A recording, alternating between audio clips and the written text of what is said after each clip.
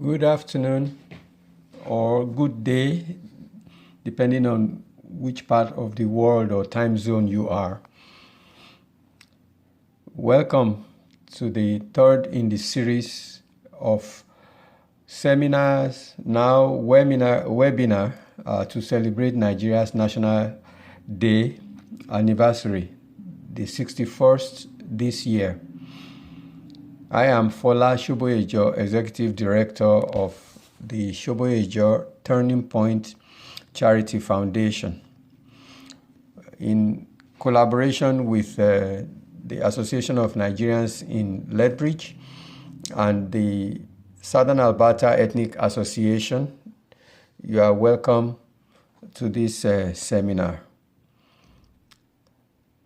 For some, there may not be information or awareness of the activities of the Shoboyejo Foundation. Our mission is simple: to promote and work on educational development and community development. To this end, with the grace of God and the support of people from especially Lethbridge churches and in different parts of the world, we have support. Even in Nigeria, we have completed the reconstruction of a school, the Ogun School in Ifo local government of Ogun State, Nigeria. 3 classrooms, a computer laboratory, toilet building, all with ceramic flooring and aluminum roofing. We have also done 2 seminars in the past. One on immigration and global migration from history to now and going to the future. We also held a seminar in 2019 on the topic of development and democracy, borrowed from the developed countries. Will the model work in developing countries? So this is the third one. We didn't have one last year due to COVID, and we hope you will enjoy it. And for the future, our project is a women and youth center to promote after-school activities instead of kids running into trouble, running around the village and having conflicts with their parents. We are dreaming of a youth and women center where women too can acquire skills in literacy, crafts, and work with the kids on painting, drawing, sculpting, weaving, braiding, fashion designing, haircuts, crafts and welding, small crafts items, and woodwork. And because of the connection of Ogun town to the Adubi War in the 20s, about a century ago, whereby when the war theater was very hot and the conflict was very devastating, the people that escaped from that conflict found refuge in Ogun town. And from our knowledge, based on our knowledge and available information to us, Adubi, the freedom fighter who led the struggle, is remembered in books and stories about the war, Adubi War, but he has not been memorialized. There's no cenotaph to his memory and things like that. So we have space in the lot after developing the Women and Youth Center to have Adubi Heroes Museum built in the place.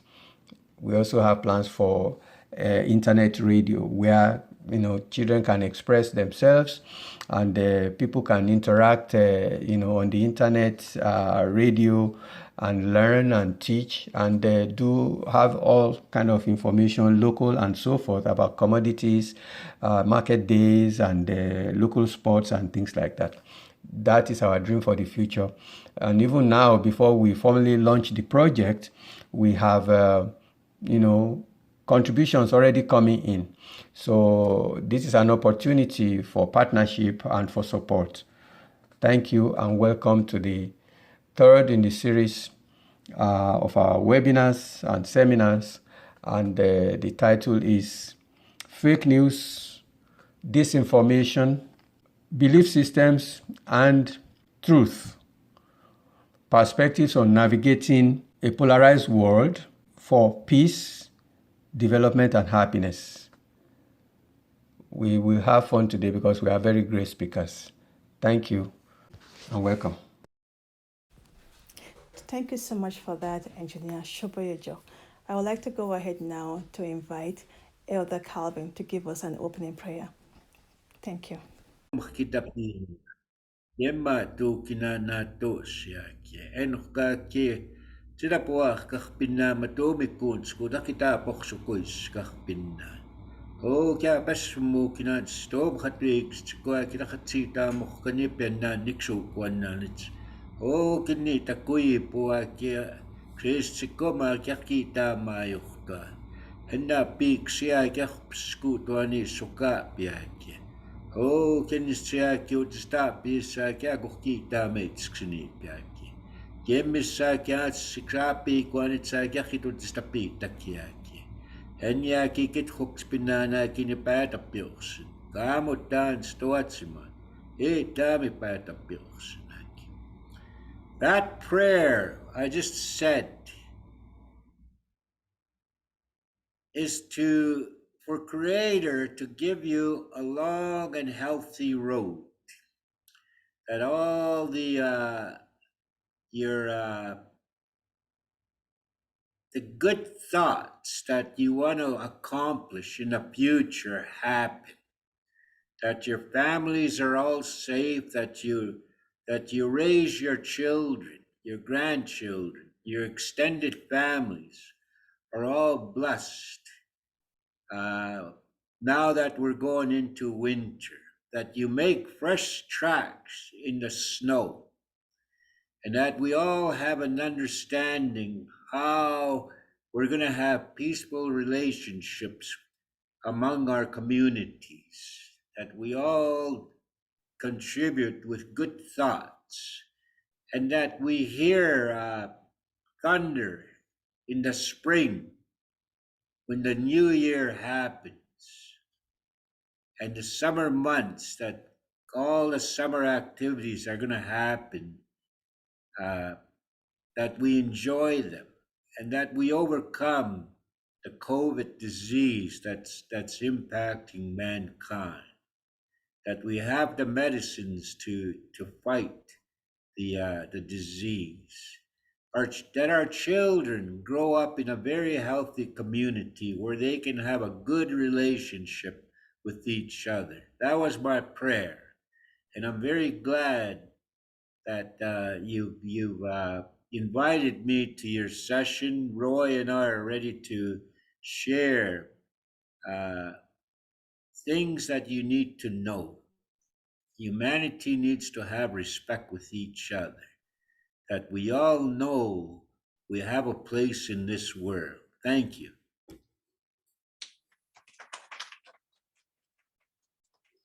Thank you so much, Elder Calvin. Thank you. Really appreciate that. So, right on the agenda, I would like to invite up here Osaro Igova. He's the president of the Nigerian Association of Canadians in Lethbridge. Please welcome Mr. Osaro.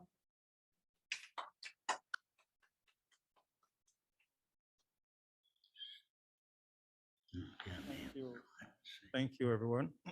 Firstly, let me start by saying good day to everybody.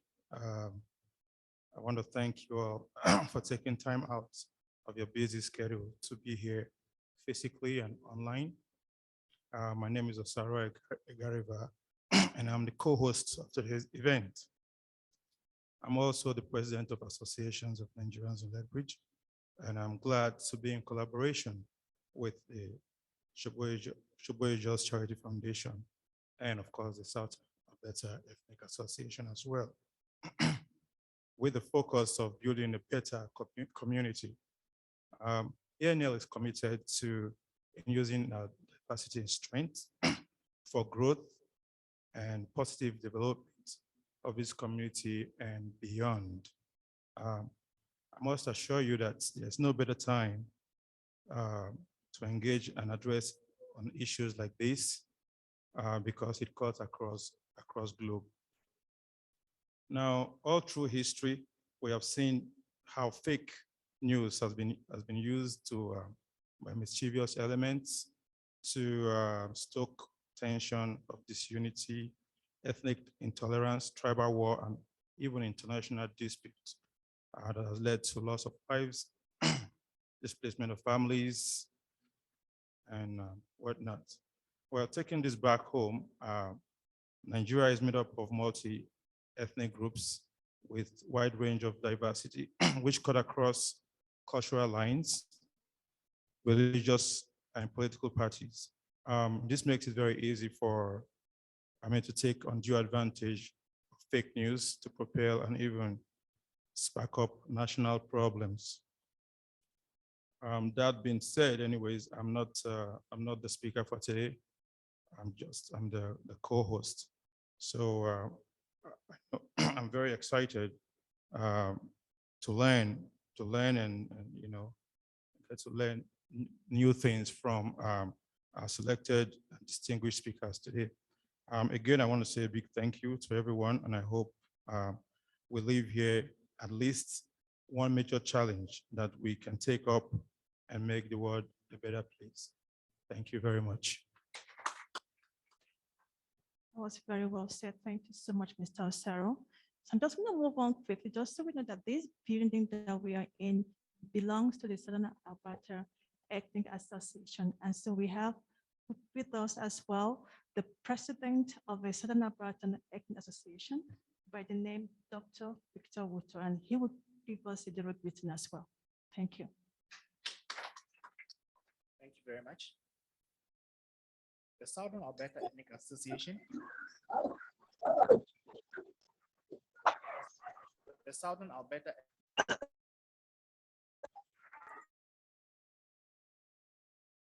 of the Canadian Plains and pays respect to the Blackfoot people, past, present, and future, while recognizing and respecting their cultural heritage, beliefs, and relationships to the land. The SAEA is also home to the Métis Nation of Alberta Region 3. Good afternoon, ladies and gentlemen. I just want to thank you very much for the invitation, and I would like to take this opportunity to say a very big thank you to Brother Paula and his team for putting this event together. You guys have done an awesome job. The Southern Alberta Ethnic Association represents a wide diversity of ethnic societies and clubs in Southern Alberta.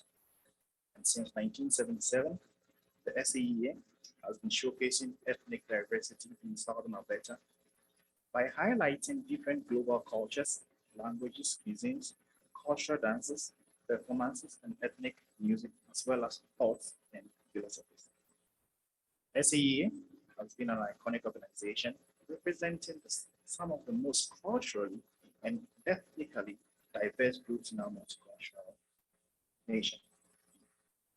This association represents a true taste of diversity of Canada from every angle.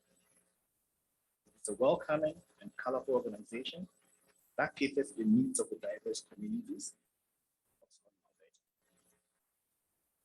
Canada is a stronger and a better country because of diversity. The strength this beautiful country derives from diversity and multiculturalism must not be underestimated by anyone. The millions who are proud to call Canada home have a very good reason to do so. Because what binds us together as Canadians is greater than that which divides us. The theme topic for this afternoon's event is very timely. We couldn't have asked for a better topic. Fake news, disinformation, propaganda, half-truths, and absolute lies spread faster than COVID-19 pandemic. And this hasn't helped anyone. I will want us all to send thoughts of love to our brothers and sisters who have lost families and loved ones to COVID-19 in Canada and around the globe. We will come out of this pandemic stronger and better. My New Year resolution was to capitalize on every opportunity to educate people on the COVID-19 pandemic, from the infection through treatment and general public health issues. COVID-19 is real and the vaccine works. I would like to take this opportunity to wish my brothers and sisters from Nigeria happy birthday. Let's celebrate the 61st, right? Independence Day with a renewed enthusiasm towards the motherland. We cannot give up on that beautiful country. I know and I've heard all the negative things that come from and about home, but Nigeria needs all of you. Thank you, Mr. Thank you so much, Dr. Waters. So we are going to just go ahead and start our presentation. So I'm going to have to repeat myself. Thank you to everyone in attendance, both online and in the building, and also to our speakers. This is a gentle reminder to our speakers to please keep within the allotted time of 20 minutes for the sake of time. We will also limit questions between presentations to just 2. So please feel free to engage respectfully online in the chat box. Time permitting, we hope to address more of your questions at the end of the presentations. Thank you. So I'm going to move on to introduce our first speaker.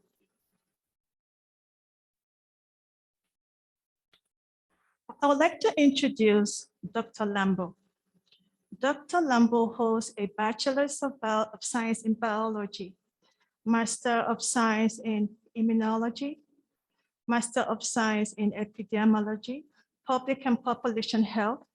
He is a medical doctor with professional specialization certificate in population health data and analysis. He is a diplomate of the Royal College of Physicians, London, in tropical medicine and infectious diseases, a medical officer and consultant with UNICEF, medical officer and consultant with World Health Organization, Pakistan. He's practiced family medicine in Vulcan, held various faculty positions at several universities in Canada and in the Caribbean. He joined the University of London in 2015, where he teaches and supervises graduate students in epidemiology and public health. Dr. Lambo teaches medical students in epidemiology and evidence-based medicine at the Avalon University School of Medicine, Dutch Caribbean, where he also directs a global school-based student health survey project. His research focuses on all aspects of epidemiology of pregnancy, infancy, and childhood, including the study of any factors that influence maternal health and the health and development of children from the conception through their adolescence. Please join me in welcoming Dr. Jonathan Adebola Lambo. Thank you. So he's ready. I see him beaming with smiles. So let's put him on. Thank you. Good afternoon, everyone. Can you hear me well? Yeah. Thank you, Mrs. Awoshuga, for the introduction, and I'd like to thank Engineer Shuboijo and his family, for this occasion today, for inviting me. And I thank all the co-speakers and everyone in Lethbridge, Alberta. My home is in Vulcan, Alberta. I just happen to work in various places. My topic is really a very important one at this time. where there's a lot of misinformation there. And I'll be talking briefly about what impacts us today. How can we understand COVID-19 anti-vaccination information better, and what is the implication for preventing and treating COVID-19? First of all, I have no, let me just, I think I might use this, right, that's working. Let's see.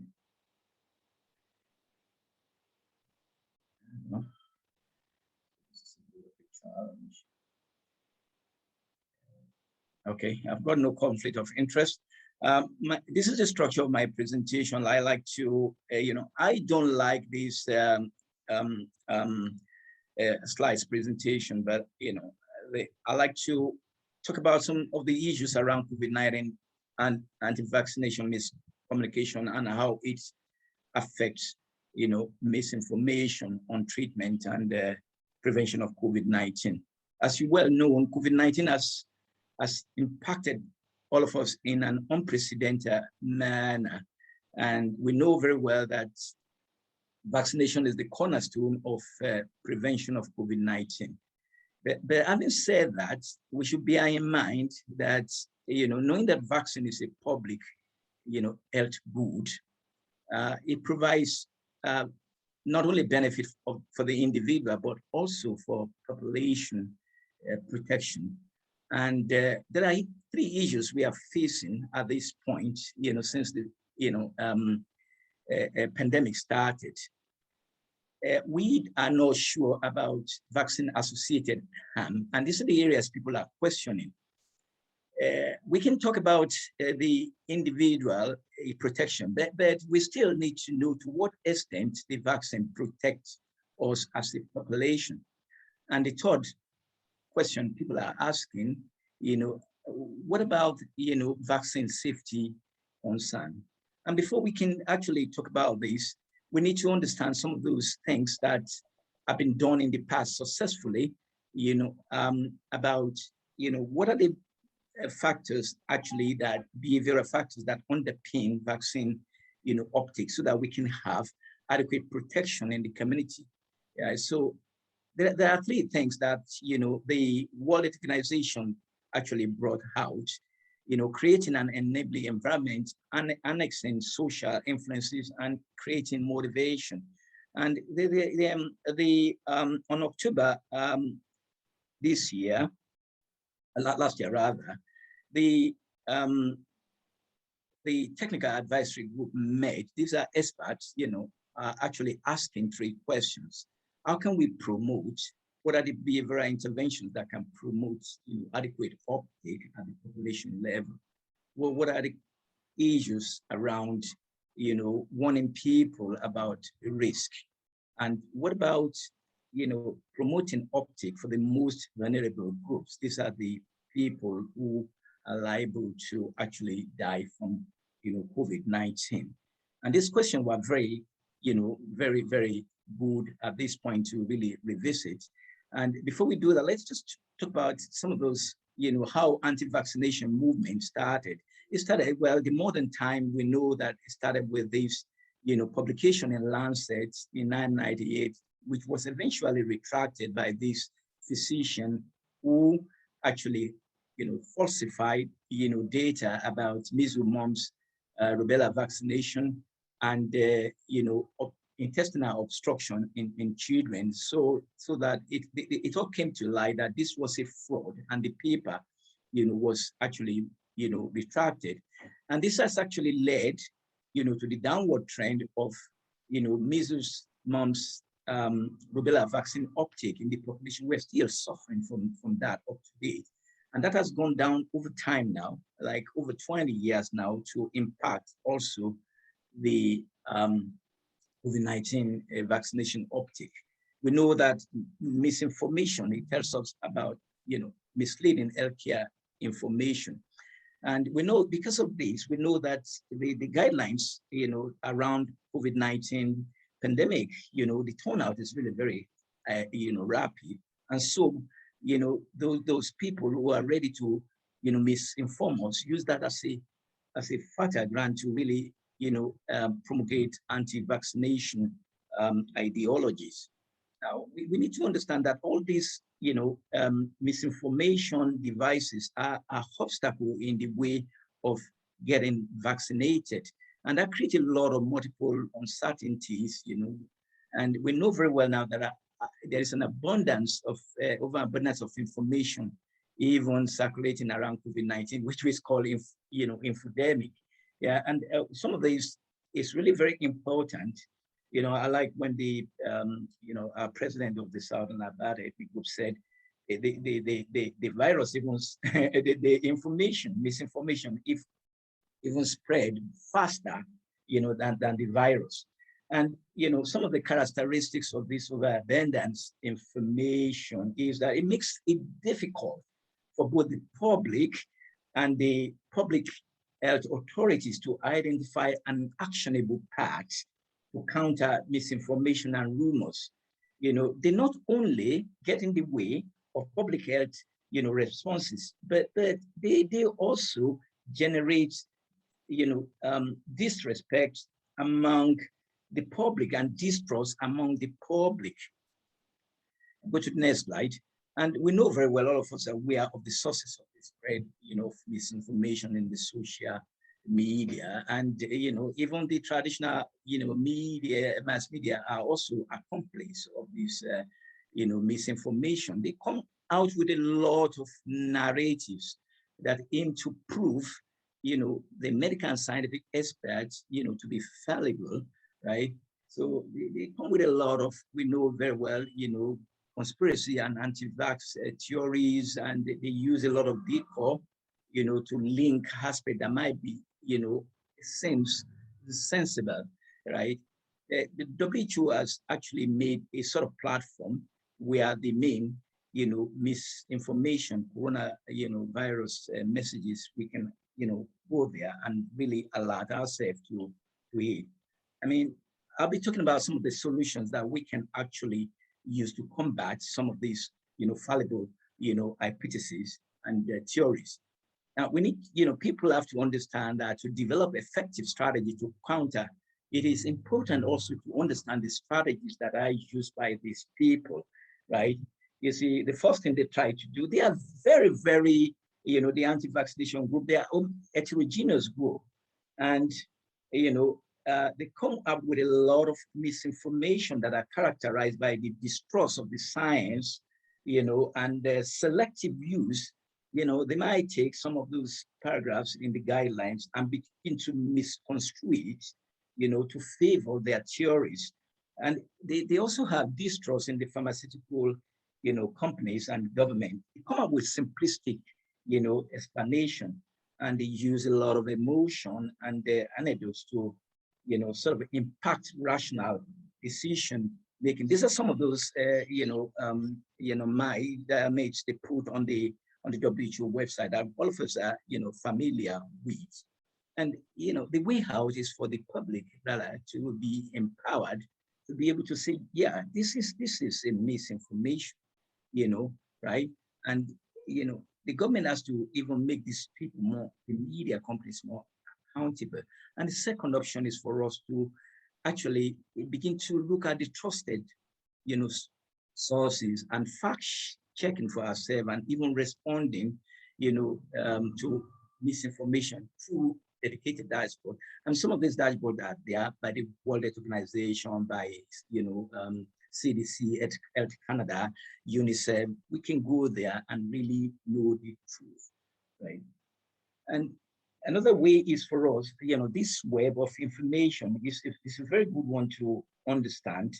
It's a way of really, when we are in a network, in the WhatsApp group, we can see, the way rumor propagates, when a person sends a rumor to the chat group, and then, the next person should be aware, should double check these facts.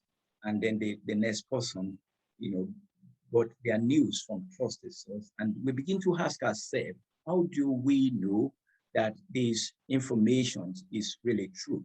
And I'm going to give you a summary of, one of those rumors that was propagated, the use of ivermectin, a medication that is actually used to treat intestinal, parasites in both the human and also the intestinal parasites of, the animals, right? So we see, in the last 3-4 months, over a year ago, we see that people have actually, begin to use ivermectin, trying to say, well, rationalize that, it could, prevent and treat COVID-19. So the CDC came out with this summary. At about the same time, Health Canada also came out and issued warnings that, do not use the veterinary. You are not a horse, you are not a sheep. Why are you using the veterinary ivermectin for the prevention or treatment of COVID-19, right?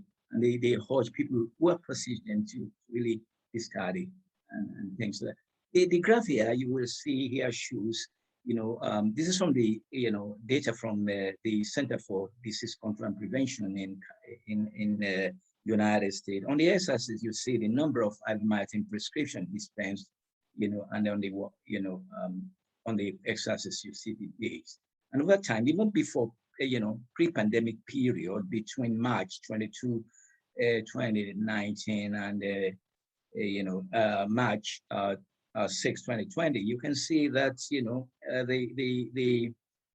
ivermectin prescription were actually limited to those ones that are used to treat intestinal parasite in animals. But if you keep on looking after April 20 post-pandemic, you see there is a bit of a rise in the number of ivermectin prescription, which shows that people are being misled by this information to treat themselves.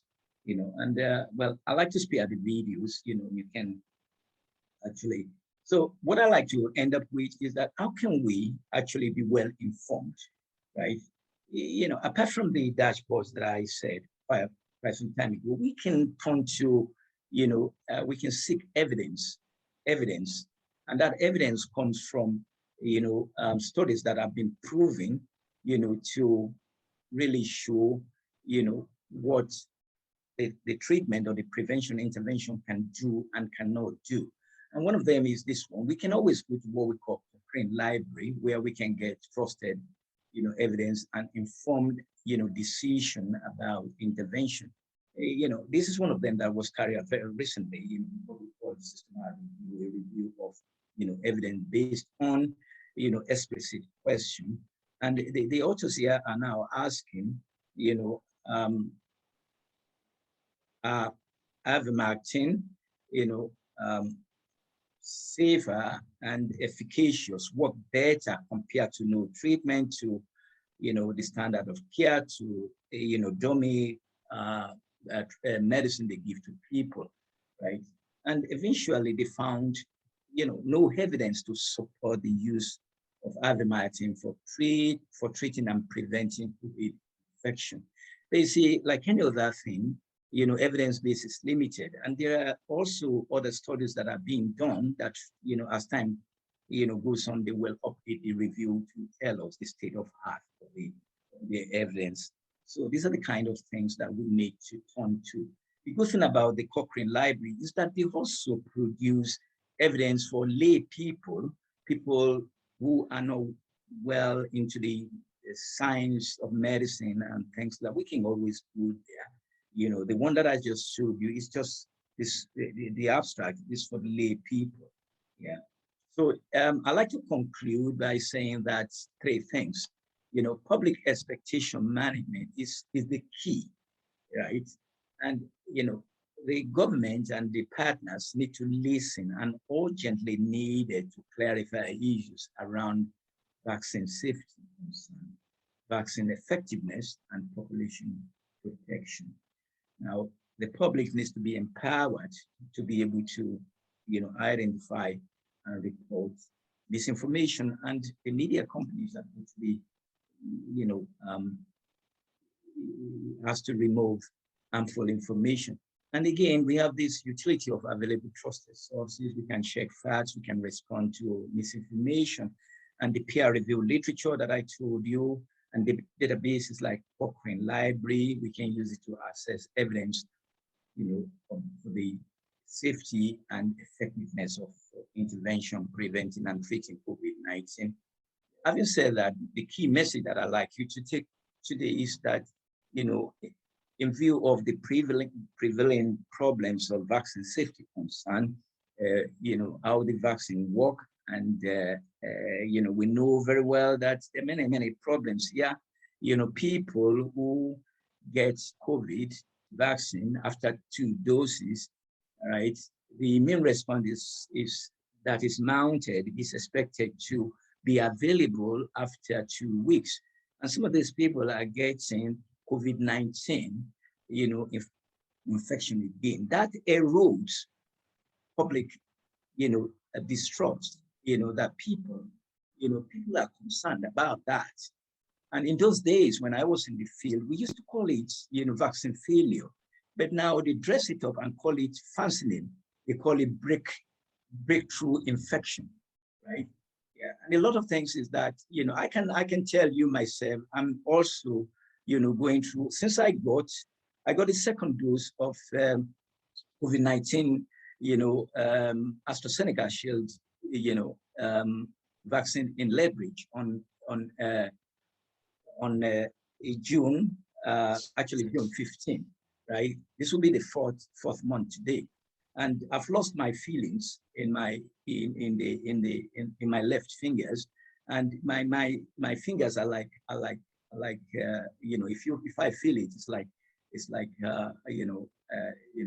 rubbing against sandpaper. Yeah, I won't, such things will erode public confidence, right? So, but having said that, vaccination with COVID, vaccine remains the cornerstone for preventing COVID-19. We need to be alert to the dangers of misinformation and verify information using trusted sources and access evidence for treating and preventing COVID-19 using peer-reviewed literature and databases. Thank you very much. That's the end of my presentation.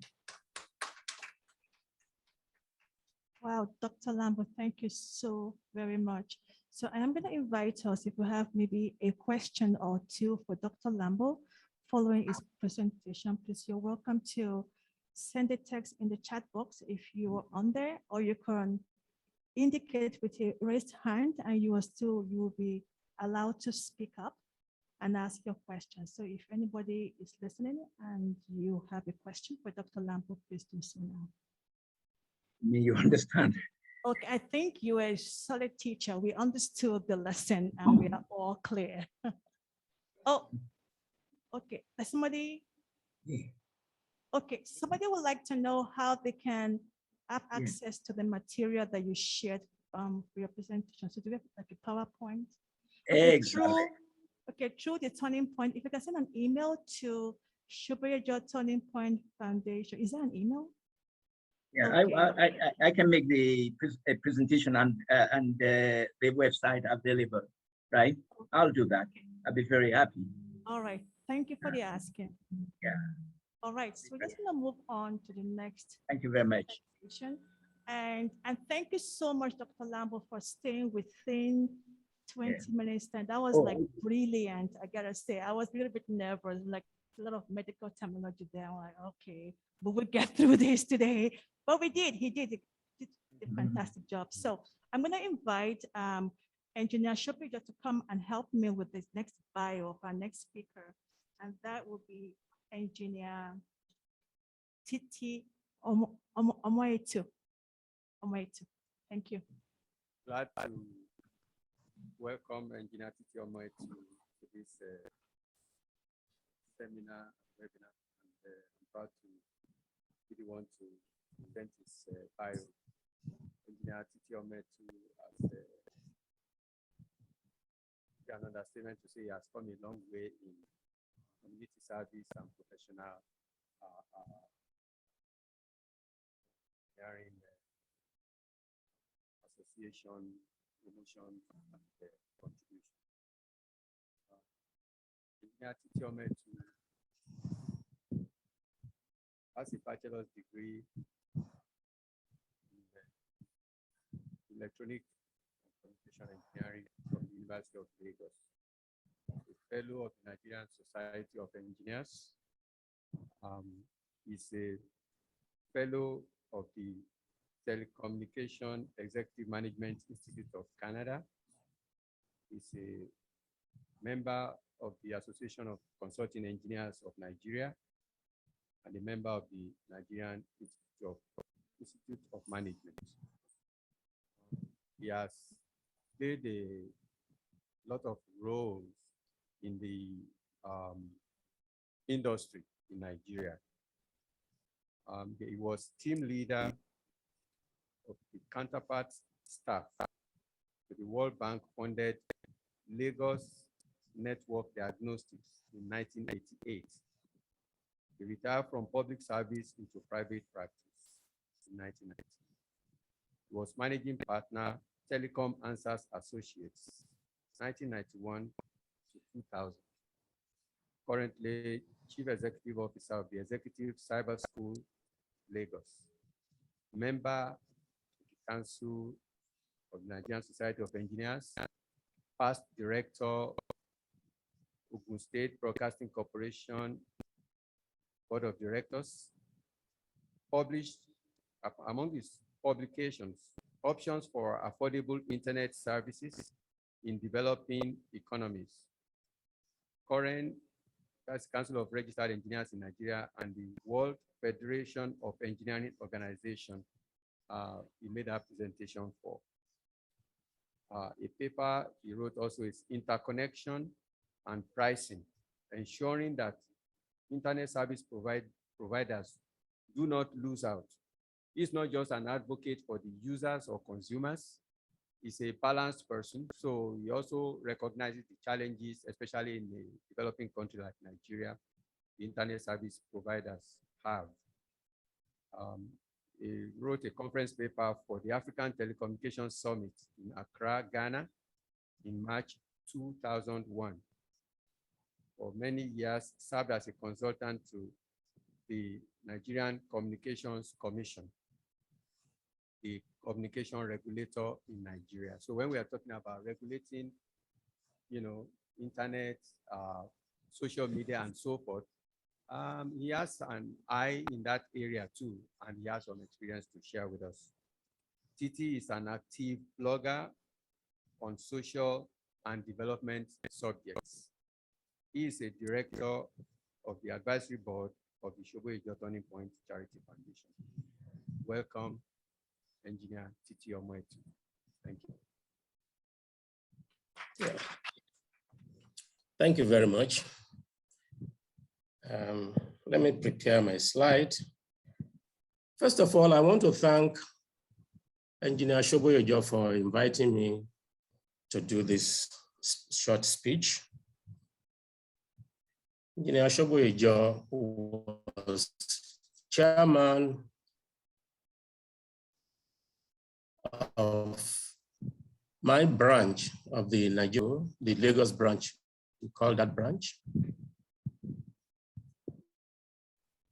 In the house, I also see another former chairman of that branch, Engineer Michael Lawal.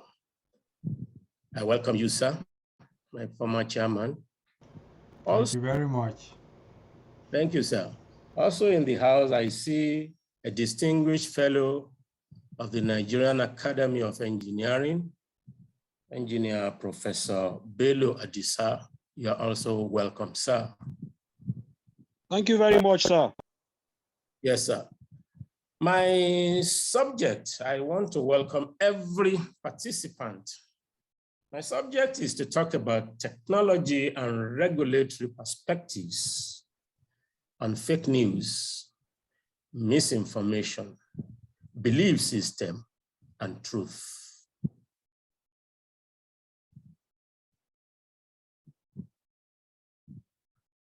Quite honestly, if you ask me, for me, I am hoping that this evening, well, I'm speaking from Nigeria, this is my evening here, so I will say good evening to everybody. For me, fake news also means misinformation. I say this because both of them mean all forms of false, inaccurate, or misleading information designed, presented, and promoted to intentionally cause public harm or for profit. If you take this definition, I will have to say the same for both fake news and misinformation. As a matter of fact, when I did my search, I found out that fake news is a word that is commonly used in America, while in Europe, misinformation is the popular word they have adopted. If there is anybody who popularized the word fake news, I think it was former President Donald Trump. But this evening, my interest is to talk about the news that is tampered with to give another meaning or impression. Incidentally, because it is usually done with a motive, it generally offends somebody somewhere. Yes, that is what makes it bad. And for that reason, it must be discouraged.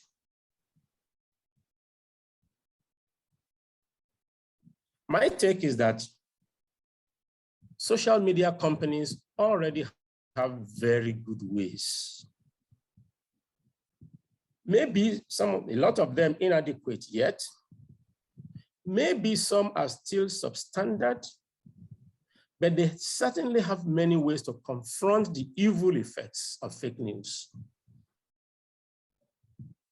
I have paid attention to government's, government's idea about fake news. Because we already know that those who run failing governments all over the world are increasingly getting uncomfortable with negative use of information, especially as it relates to the passing of judgment on the quality of governance they give. In their own case, it does not have to be fake news to hurt them. It only needs to paint their performance in bad light. Then they use fake news charges to vent their anger. I think we have to be very careful here. Fake news is not an issue against governance. It's not an issue against government. It's an issue against all of us. In some countries, as we talk now,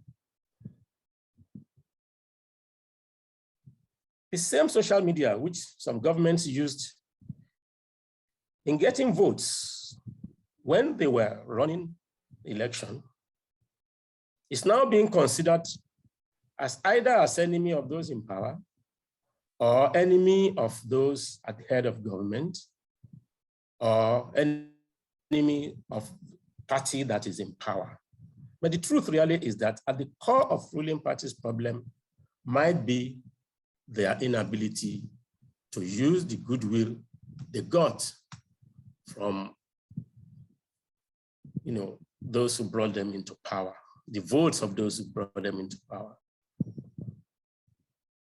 I want to talk about technology and regulation together. If it were competition, I will vote for technology, although without undermining regulation. Both issues are very wide to discuss, I appreciate. Technology helps us to do things faster, to do things bigger, to do things neater, and indeed to do things cheaper. So we are about to discuss a subject that is rooted in emerging technologies, especially of artificial intelligence and machine language.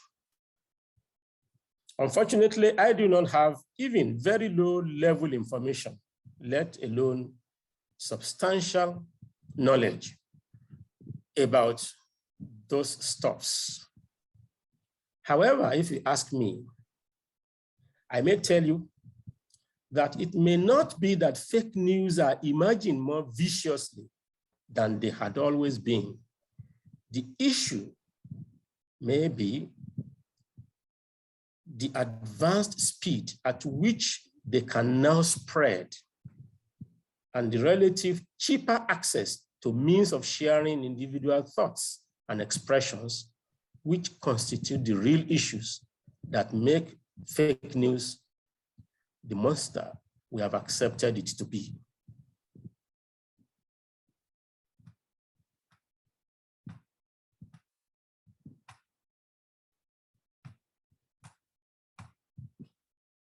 There is a choice we must make. I want to discuss both technology and regulation pari passu.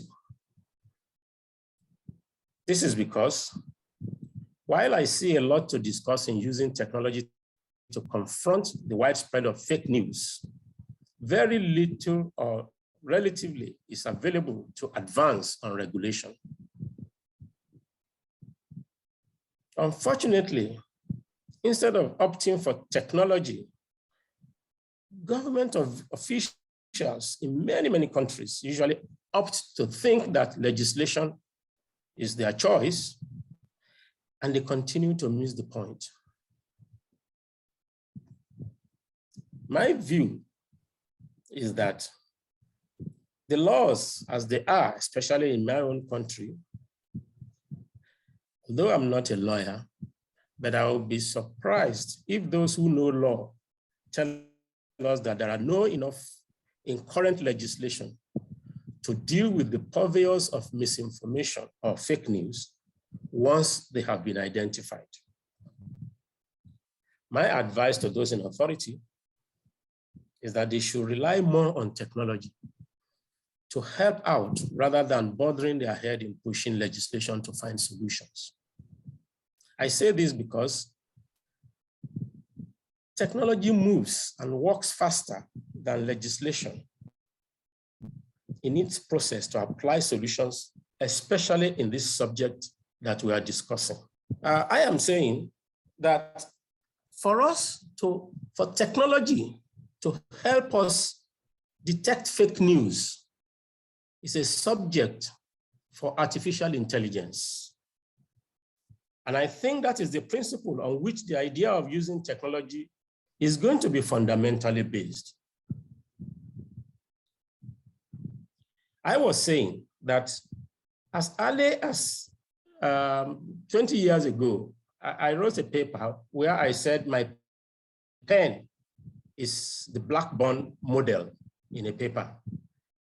And my paper was flagged and it was returned to me. And when we checked, we found out that that statement, my pen is the Blackburn model, the pen and the is was seen by a detector to be penis. And it was one of the words that they found offending. And I mean, that is the beginning of how we can track offending information. And I am told that as we speak, there are many issues that artificial intelligence can, support to help us identify what is fake in information. The issues that we will want to identify, for which I expect to find solutions, are as follows. First of all, we have to get all of us to wage a war against fake news by making sure that we stop sharing once it is identified. Therefore, the idea, first of all, is for us to use technology to identify which information is fake. Once we identify which information is fake, we then have to realize that we human beings who are behind reading and generating and sharing this information we should, having been advised by technology that an information is fake, we should stop sharing.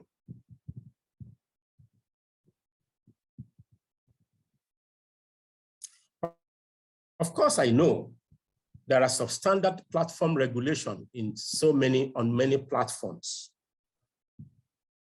And I also know that there are unreasonable trusts that people have in fellow platform users. I mean, when people think that because somebody is his colleague or somebody he knows, whatever information he publishes must be correct. Technology will help us better. I also know that because of increasing poverty in the land, there are very many people whose means of livelihood is to share fake news and to profit from it.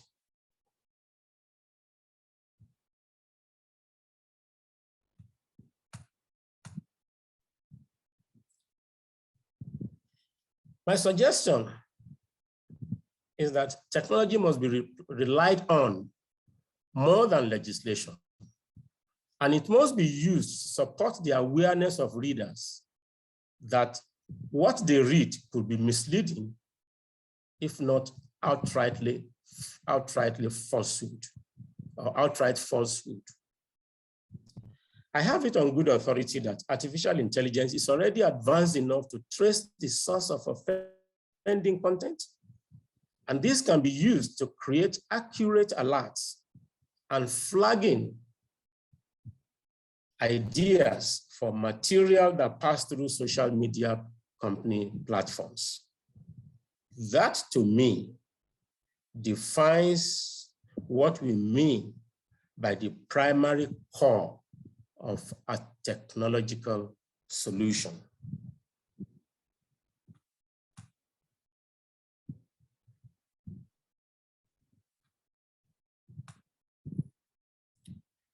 I want to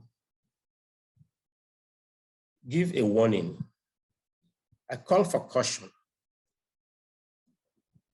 Artificial intelligence as an enabling science to combat fake news is really what is in itself also a tool that you can use to spread fake news.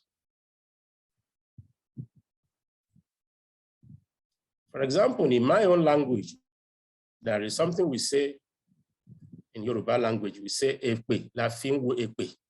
You see? And that,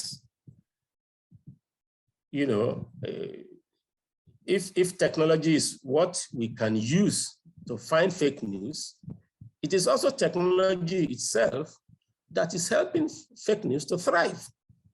So that calls for caution.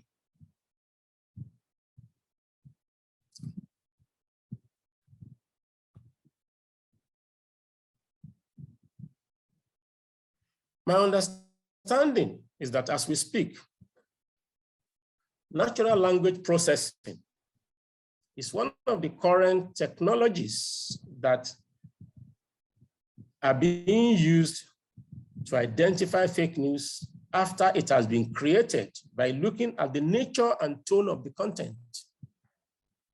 The idea here is to research into how many of such solutions already exist and to say they do exist. The other point to make is that technology as a solution is a case of human/computer symbiosis, in which we use computing power to detect and eliminate sources of information, sources of fake news, and then rely on well-informed people to spread the word, blacklist and ignore or punish the worst purveyors of falsehood.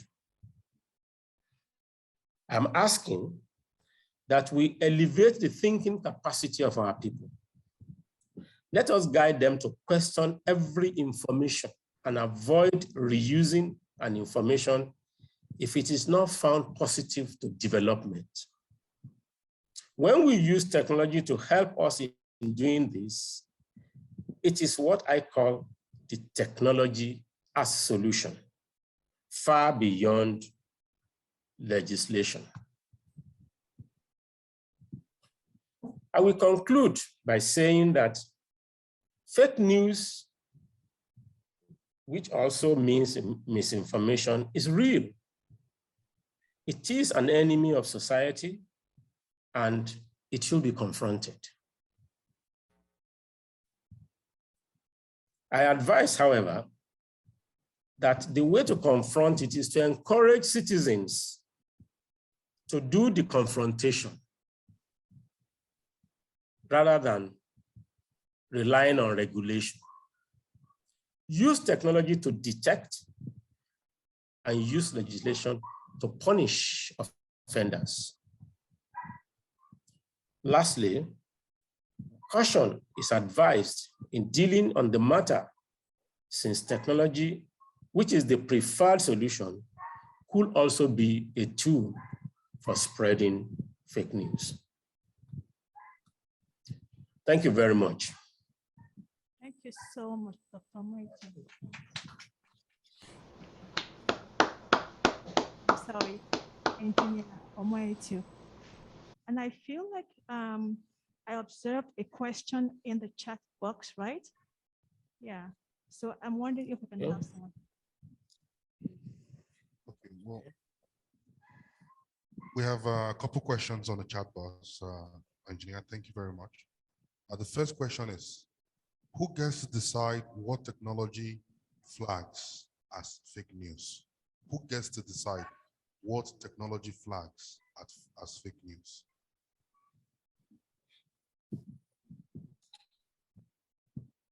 Over to you, sir.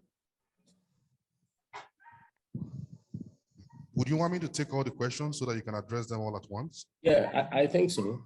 Okay, perfect. Okay, so we can just go ahead and. Yes, the second question is, what are the criteria for defining fake news or misinformation? Tabloid, propaganda, editorials, or perhaps generalization?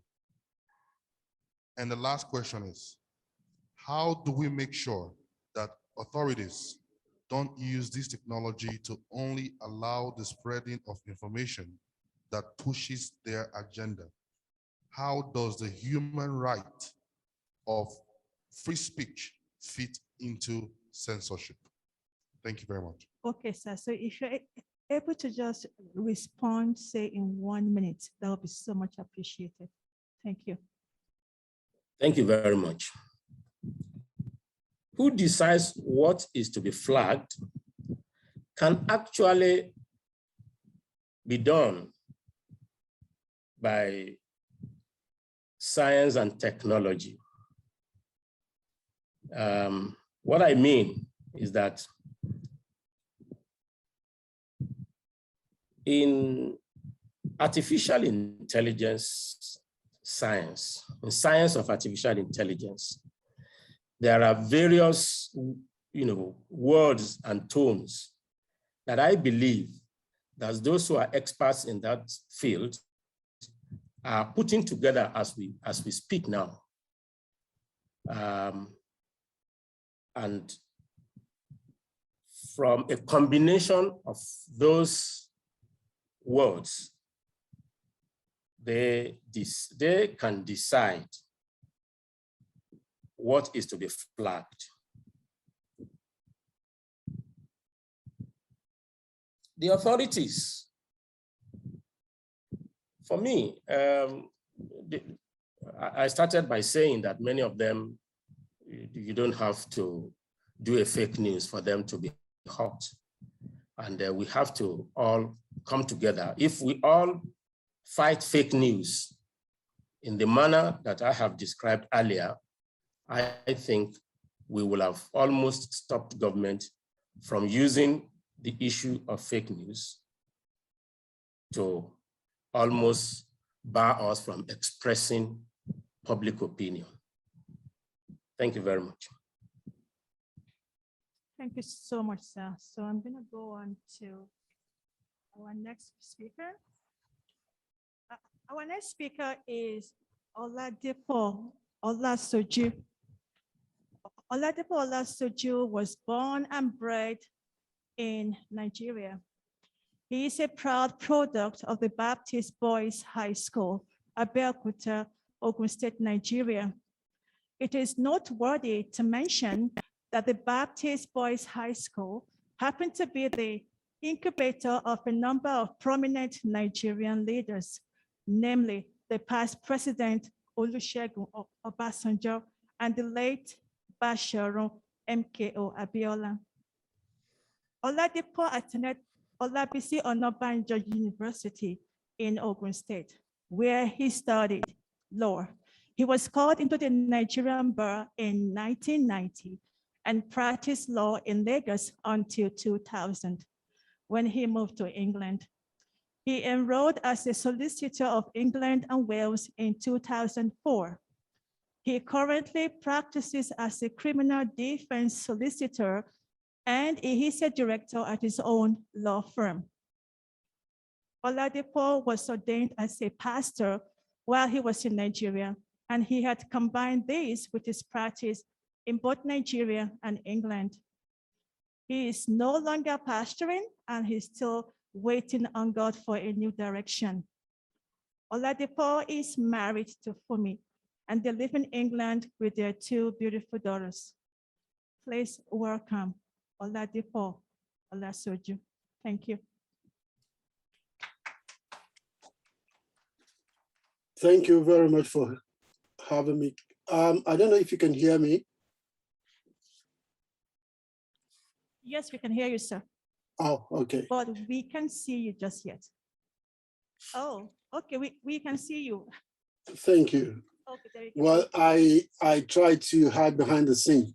Thank you for having me this evening. And I want to take this opportunity to thank the host of this event. And I believe that this topic, as it is something that is very timely and something that I believe is something that every one of us should embrace. Yeah, as I was introduced, my name is Oladipo, but friends call me Ola just to make it easier to be pronounced. A couple of weeks ago, my friend sent me an image, which I will show you on my screen now. Can you see this? Can you see the screen? Yes, we can. Okay. Yes, we can. Now, it's about a WhatsApp message, which has this inscription.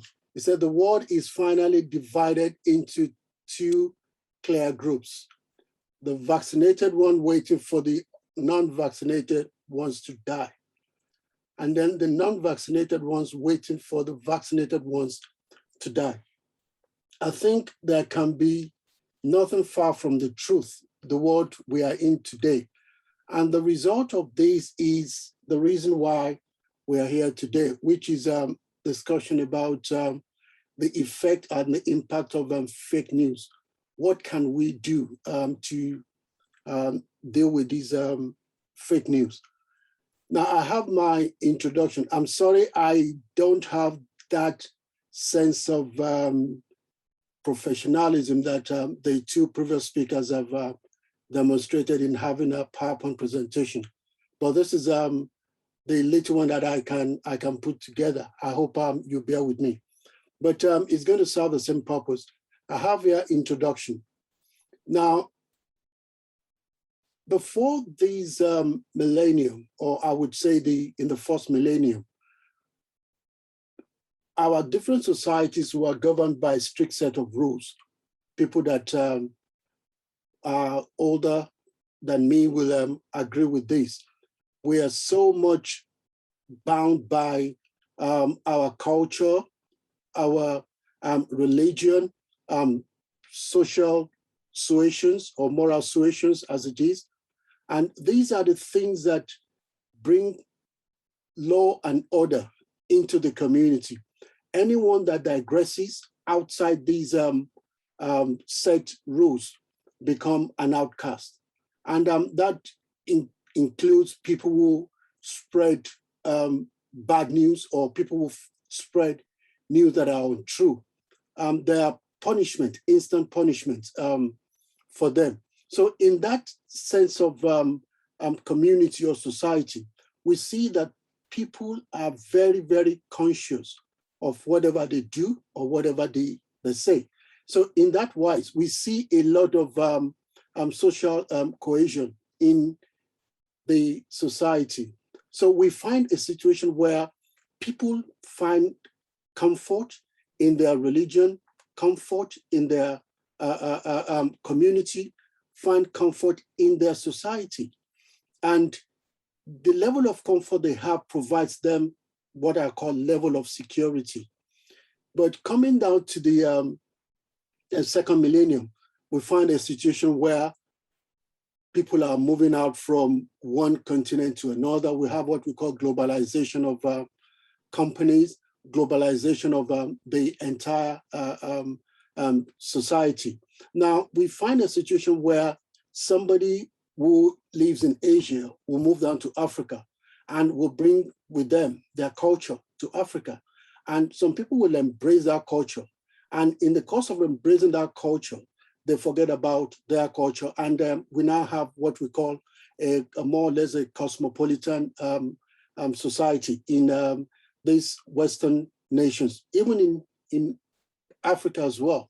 Now, these are the things that are leading to the gradual erosion of what used to be our safety valves, our culture, our social beliefs, our community network. All these things were being eroded gradually as a result of this globalization. Now, moving on, we find out that we also experience the advancement of technology. And with that technology comes what I'll call the evolvement of power of the social media. Now, before the start of the millennium, I hardly heard of people talking about Facebook, people talking about YouTube, Twitter and all that. They were relatively small people that are using such a medium. I can relate with what is it called, LinkedIn at that level, because this was more or less connected with businesses. But as time progresses, we'll find people getting involved in Facebook, WhatsApp messages, setting up platforms, and all that. We're gradually, getting into our culture.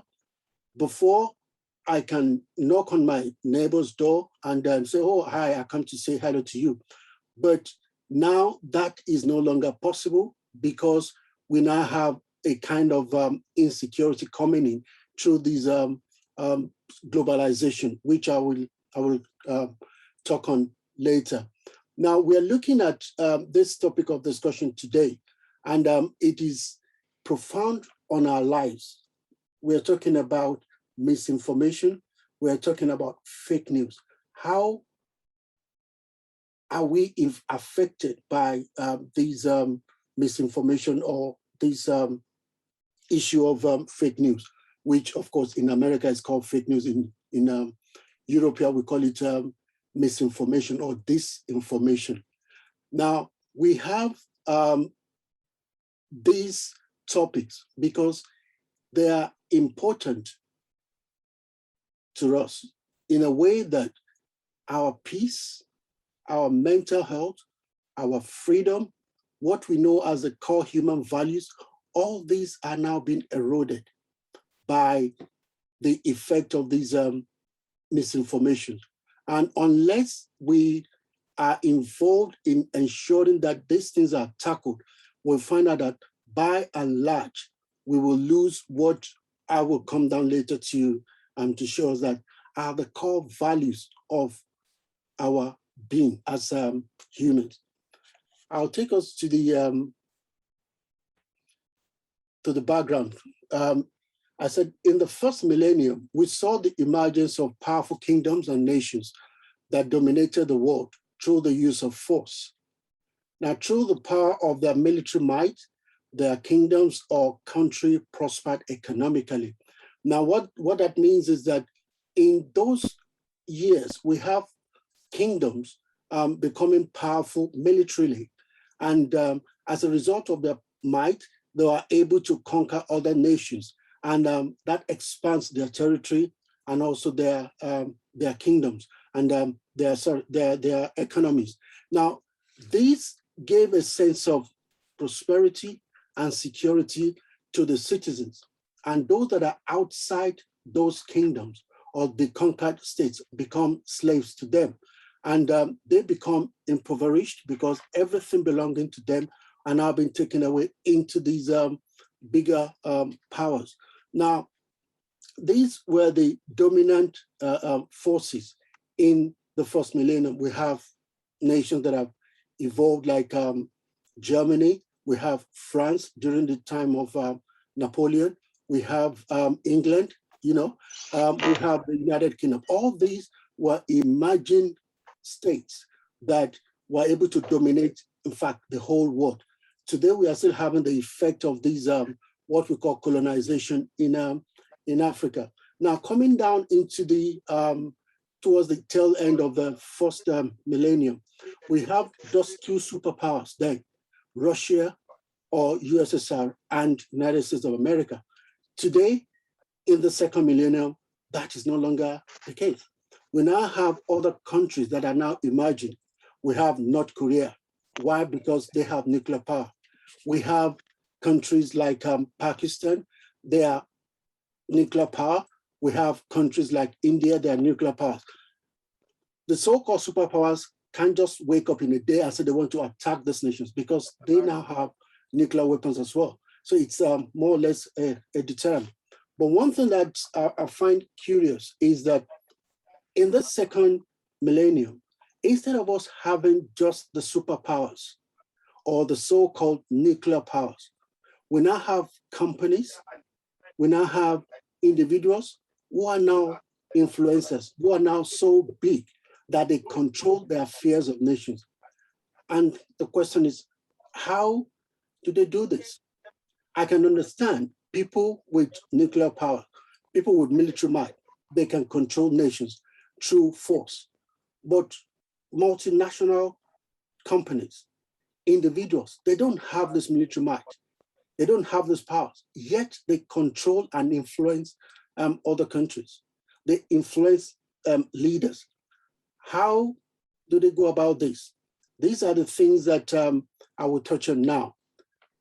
In the case of countries with military might, because they have that power, they instill fear into the minds of people. So they control people through fear, right? Companies, they don't have that power, yet they control countries, they control nations, they control people. How do they do this? How do they achieve that?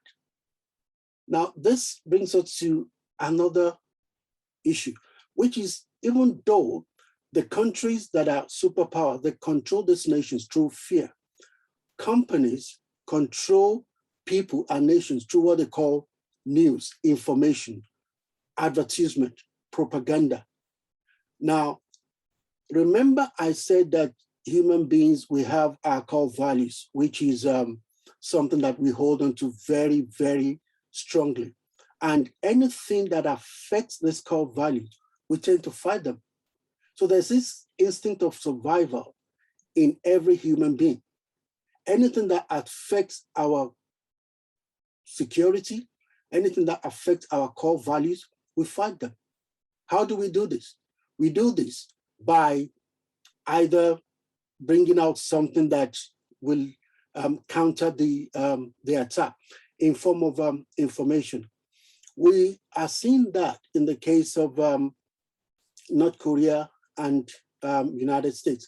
in recent times, where the military, the leaders in North Korea will display their military might, just to make sure that people see that, look, if you touch us, this is something that we can use to fight back. And in that process, America has not been able to even think of attacking North Korea.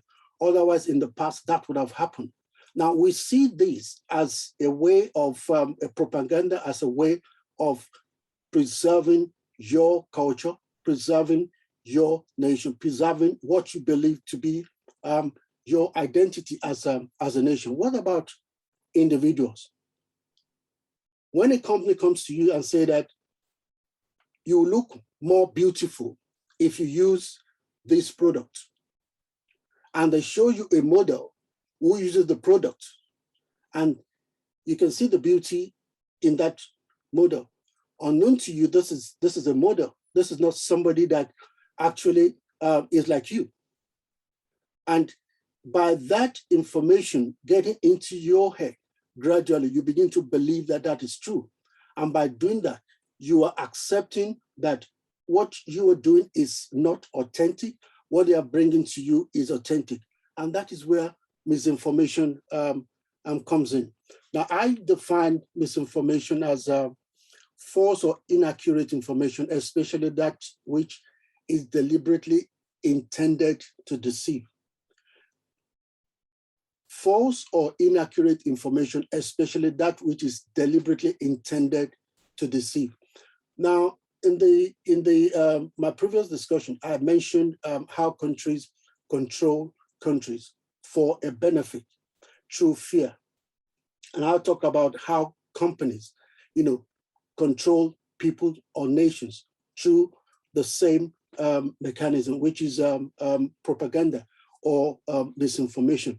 Now, all these things are intended to create some form of benefit, as the last speaker has said. When you release information, that information has an effect, because anything that goes into the mind, onto your brain, stays. And it has the effect of either changing you or making you to resist. In other words, if I say that, look, I have a gun, I'm going to shoot you, what comes into your head is safety. What do I do to preserve my safety? You then find out that I don't have a gun. What do? You won't think of fighting me, you will think of running. And that is the effect of fake news. When they come with an information, how do we know whether this is fake or whether this is true? The only way we can know is if we understand the issue itself. For instance, I don't know much about American politics, but in 2020, I tend to follow the American politics as a result of what was going on there, because I know that whatever happens to America or whoever becomes the president will impact on the rest of the world. So because of that, I was following that news. And to an extent, I became so vast in American politics. Now, when I hear anything contrary to what I know is going on there, I fast check it. I check whether it is true. Many of us today, we don't do that. And that is why we don't have that a level of success in dealing with fake news. Whenever this news comes, we take them on board and then we just run with it. There's no time. We say, let me check, hang on. Okay, this thing is coming, let me check. Because what fake news does is that it gives you a lot of things that you believe helps to secure your position. Like if you go to, what is it called? YouTube today, you see a lot of things about the vaccine. I've taken the 2 doses of the vaccine and I know that it is good. But somebody will tell you that I won't take it because I know that it is not good. Why is this? What is the benefit of you saying that? Unless there's something you are gaining from it, you won't be promoting that information. So we have people that are doing this because there is a benefit for them, either financial benefit, either self-preservation. There is a benefit. So when we look at all these things that are causing or that are that are spreading out this fake news, they have a benefit. Now I'll come to the issue of how do we deal with this. The second speaker mentioned something about legislation. It is very difficult for you to legislate against fake news. The reason is that there's, like in the UK, there's something we call freedom of speech. Now, that is so much entrenched in what we call the Human Rights Act. You cannot stifle freedom of speech, but where it is affecting national security or it is undermining national confidence, you can step in. That is when the law can step in. Otherwise, you can't. But how do we deal with it as individuals? The only way we can deal with it is if we understand our core values. As a religious person, I believe more in the Bible as my standard. And what the Bible says about me is that it said, my people perish for lack of understanding, lack of knowledge. Now, without people having that information, they will become slaves of misinformation. And that is what we're experiencing today. I believe that when it comes to question and answer, I might be able to do more. Thank you very much. Thank you so much for your time. So I am wondering if we have a couple questions from the chat forum. Yes, we do have a question here, and I'll take it quickly. It's from Chidi. It says, globalization in its various strands affect belief systems in cultures and subcultures. In the increasing emergence of information and communication technologies, how do different communities regulate or resist the forces that spawns off amidst these changes in the form of Okay, if I understand that question very well, if you look at the bottom of this screen, which is my slide, you see remedies. I have accountability.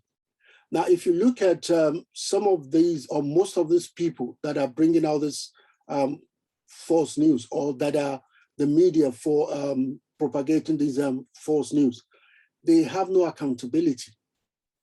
I think in recent times, the Congress was trying to bring Facebook to account in the event of all these things that are going on Facebook.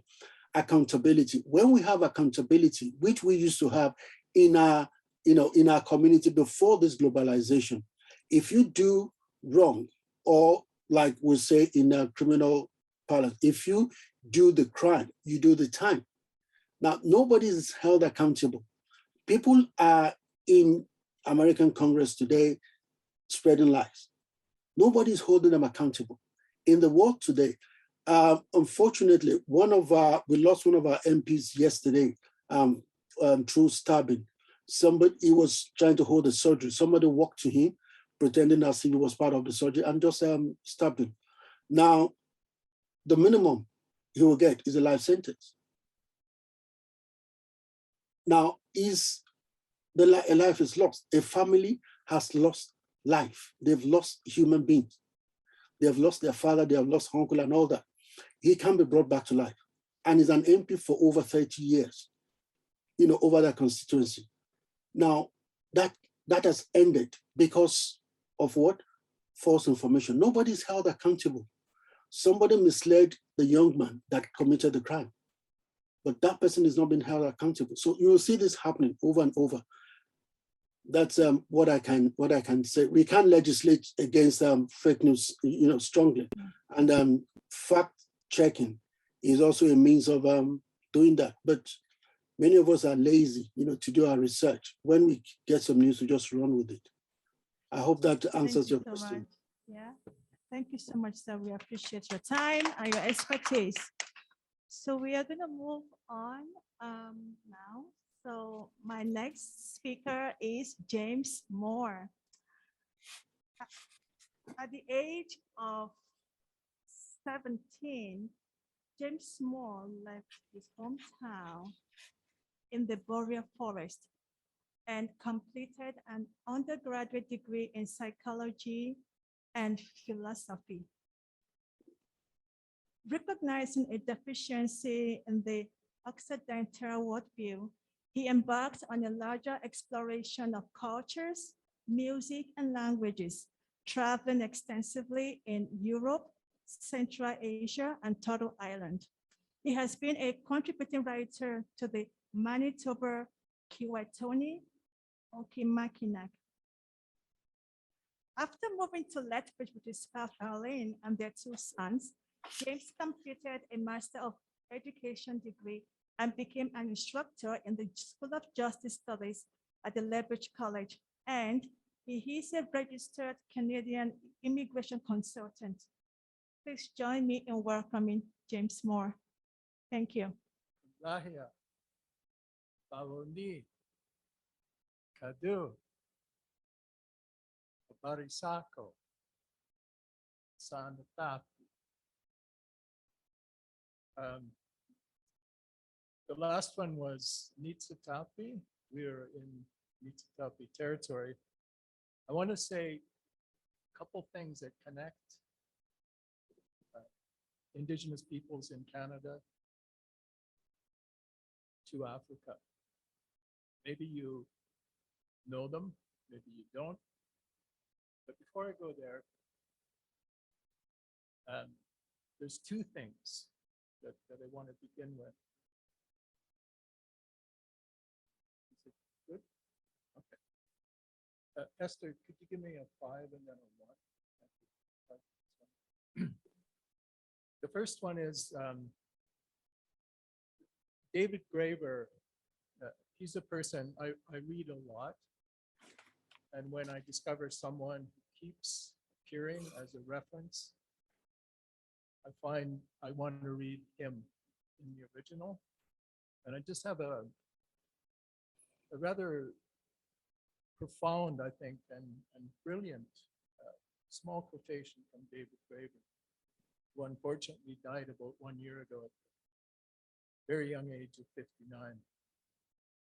And it's the ultimate hidden truth of the world is that it is something that we make and could just as easily make different.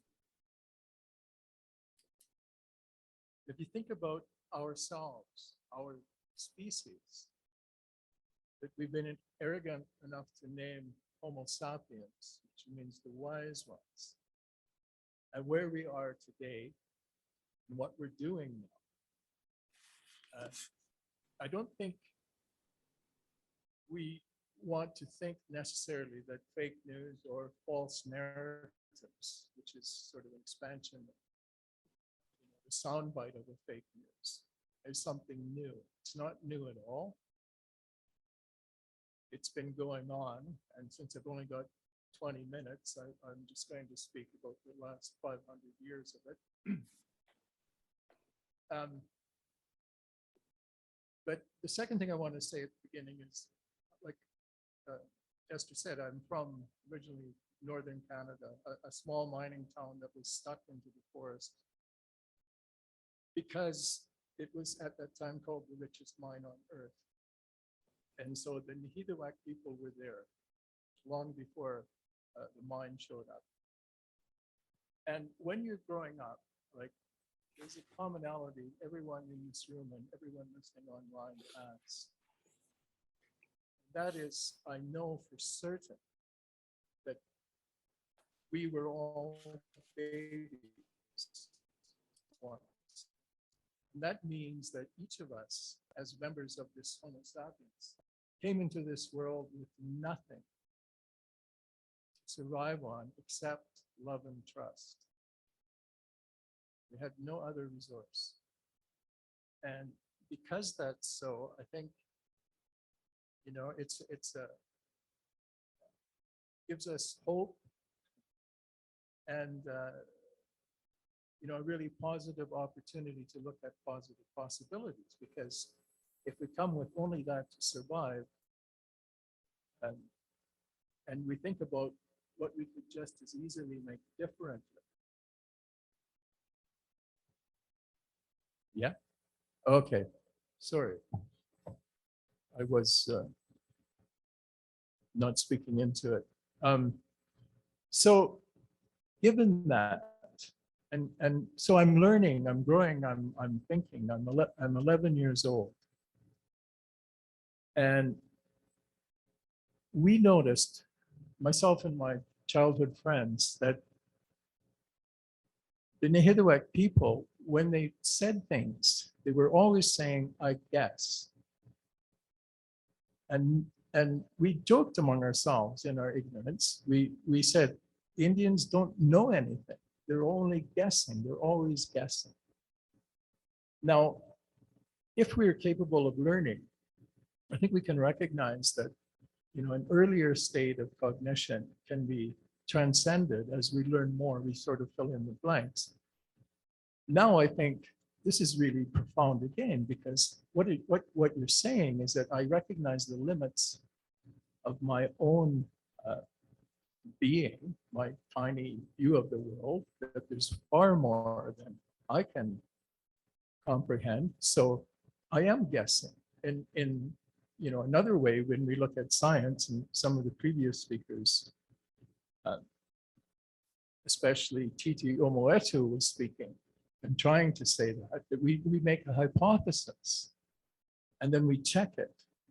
And the best way to do that is by, when you use the word peer review, you're talking about essentially the ability to reproduce the phenomenon, the experiment, to see that the results of the hypothesis are as you said. So it's like a collective guess. And in this way, we sort of move forward as a species, as a people, but it all involves sharing. And so one of the great problems and the greatest of the false narratives, what I was taught growing up, because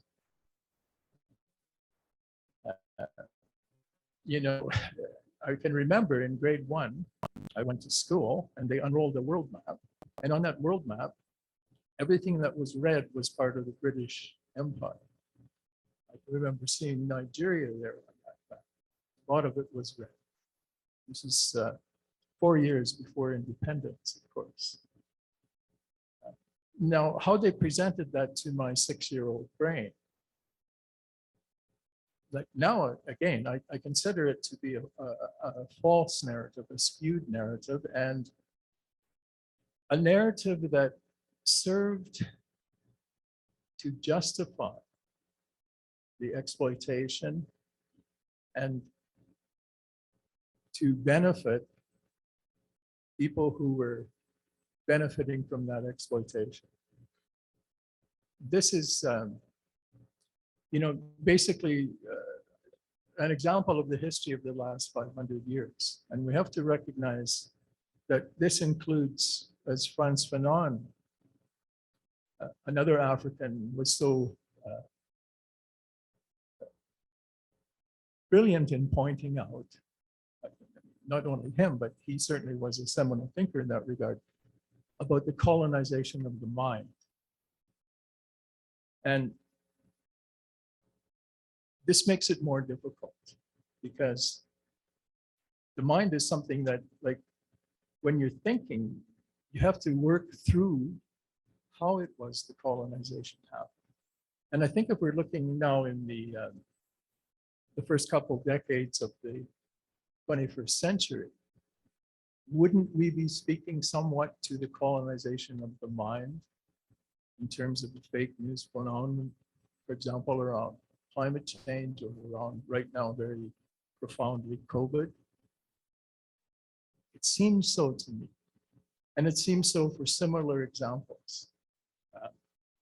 Yes, who is profiting from this? When you design an algorithm that maximizes advertising revenue, that feeds to the person who is on social media more and more of what they're watching. And you have the algorithm feeding it, because the more attentive, the more time they spend, the more advertising they look at, and the more your revenue increases. It doesn't really matter if that's your intention to deceive, which the last speaker mentioned. I mean, it might not be your immediate and deliberate intention. It might be an indirect phenomenon, but certainly you are profiting from it. And that algorithm is functioning in that fashion to maximize your profit. This goes back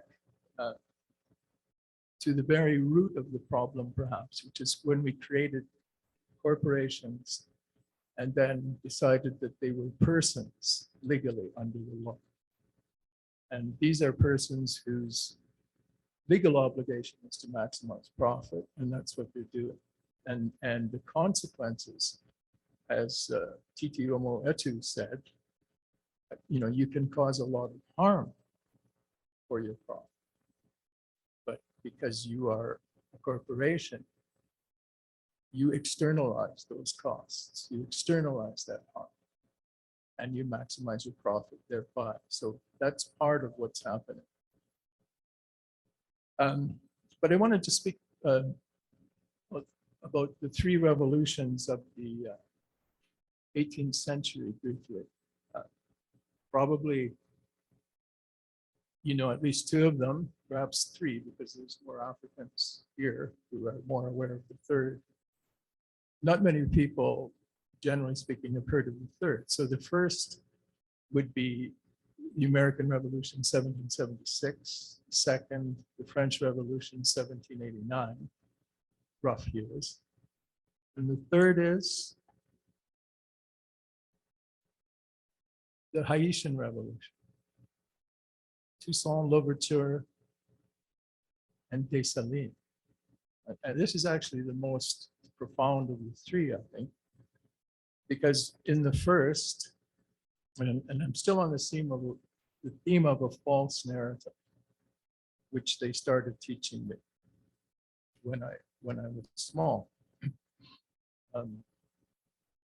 And the false narrative of we the people, for example, in the American Revolution, which it seems so proud of, well, that wasn't Africans who'd been enslaved. That wasn't indigenous people whose land was being stolen. That wasn't women. That wasn't Asian people. It wasn't even most of the men who didn't own property. So this is a very narrow, very elite group who were profiting, but they'd like to imagine that we the people spoke to more than. And I think this is one of the things I've noticed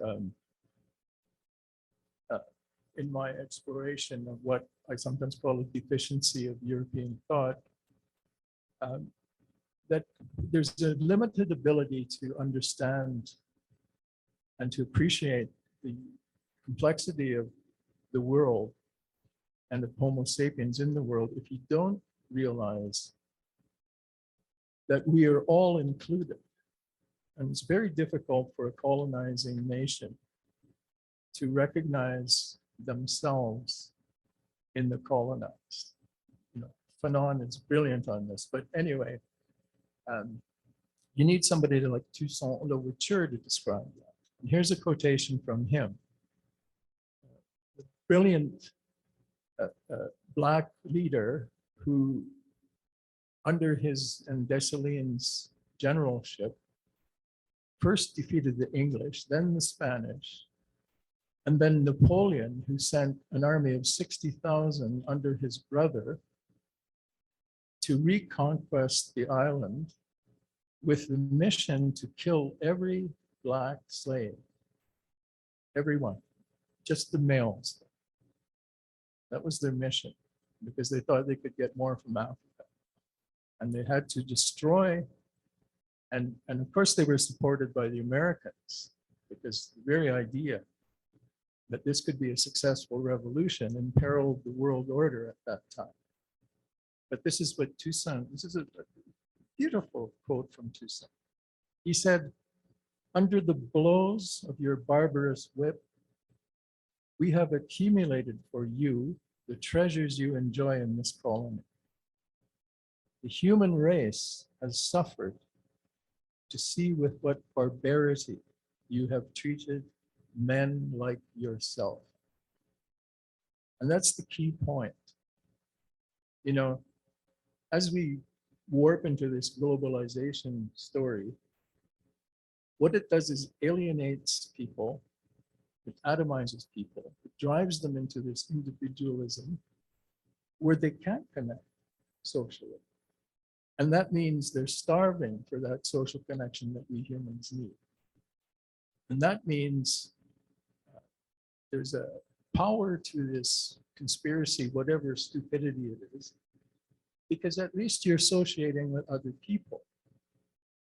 And this is really a dangerous phenomenon, but we don't have to go that road. Like Graeber observed, we could just as easily make something different.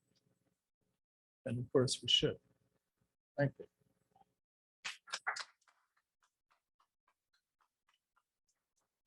Well, thank you so much. All right, so I'm going to introduce my next speaker, but before I introduce our next speakers, there are unfamiliar indigenous words in my presentation. And so I apologize in advance for pronunciation errors. Just okay, I'm trying to grab my. All right, so I would like to introduce Roy Whistleford and Elder Carmen Williams. Roy Whistleford is the president of the Red Cross Community College in Stand Up, Alberta. Namakan, which means hunting and bringing back hope. He was born and raised in Kainai and continues to live and be involved in community initiatives. He was in St. Paul's Residential School for 4 years. Nitsi Tapi Sini, which means our way of life. This is an interconnected Blackfoot value system. It takes time to learn about these values, but eventually it comes and you realize what the elders have been telling or showing you.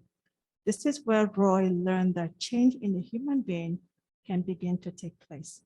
Please join me to welcome Whistleford Roy. Thank you. It's a joint presentation. Okay, I see. All right, I'm just going to go ahead and also introduce Elder Carvin Williams. Carvin is from the Many Children clan of the Blood tribe. He is a promoter of the Kenyan way of life. He was a past member of Sacred Big Holy Society for 23 years, and he is a current member of the Brave Dogs Society. Carvin Williams is a board member and elder representative of Red Crow Community College. He was a member of the Blood Tribe Chief and Council between 1986 and 1988. He was also a former crime prevention coordination of the Blood Indian Reserve and a former member of FNMI Advisory Council for Labrish Community College.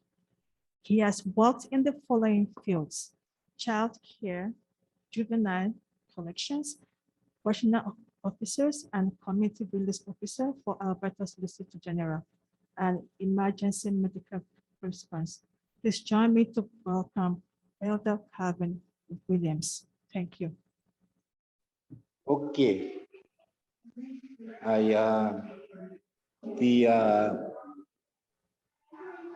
The transfer of knowledge.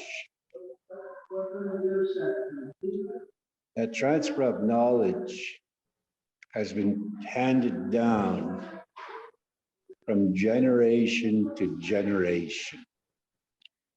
And in our ceremonies, the instructions on how to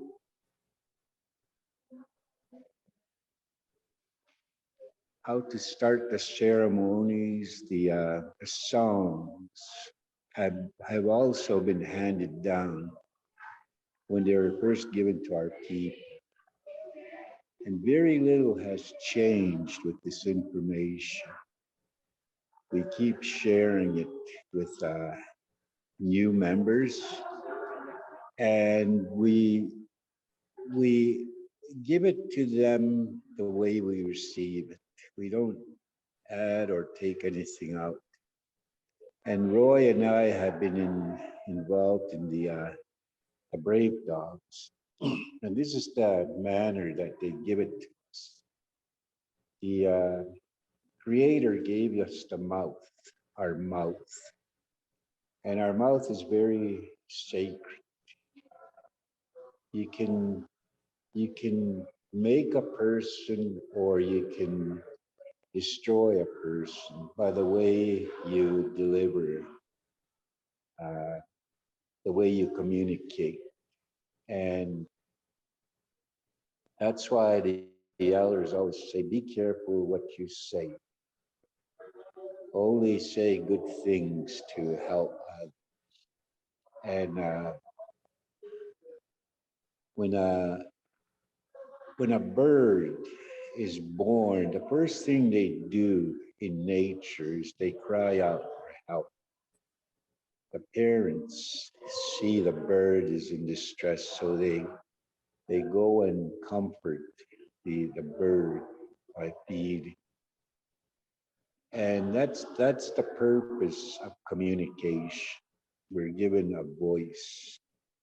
And here in Blackfoot country, we are given the Blackfoot language. That's what we use to communicate. And Roy is a scholar here on our reserve, and he'll be talking about his role as a scholar and also as a ceremonialist. And we'll provide some more information.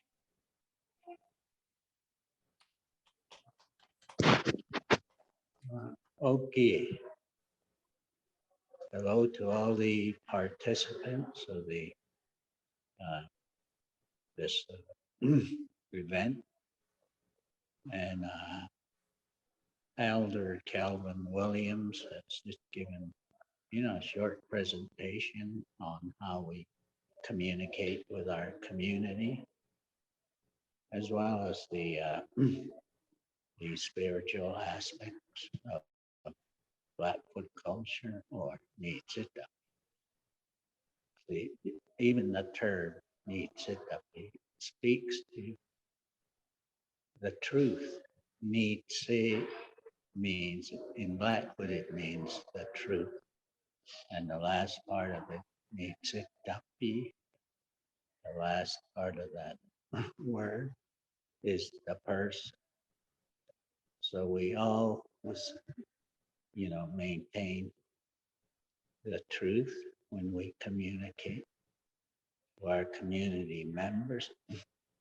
And that is the culture of the Blackfoot people, that we continue to speak the truth and communicate in a way that's respectful to our community members. And our culture is an oral culture. And I guess the difference between mainstream and Blackfoot is that we transfer our knowledge in an oral way. And that way our identity and our ways of Blackfoot culture are maintained. We have annual events that promote the Blackfoot culture. I think everybody sees these powwow gatherings. That's the social part of being a Blackfoot. There's dancing, drumming, and singing.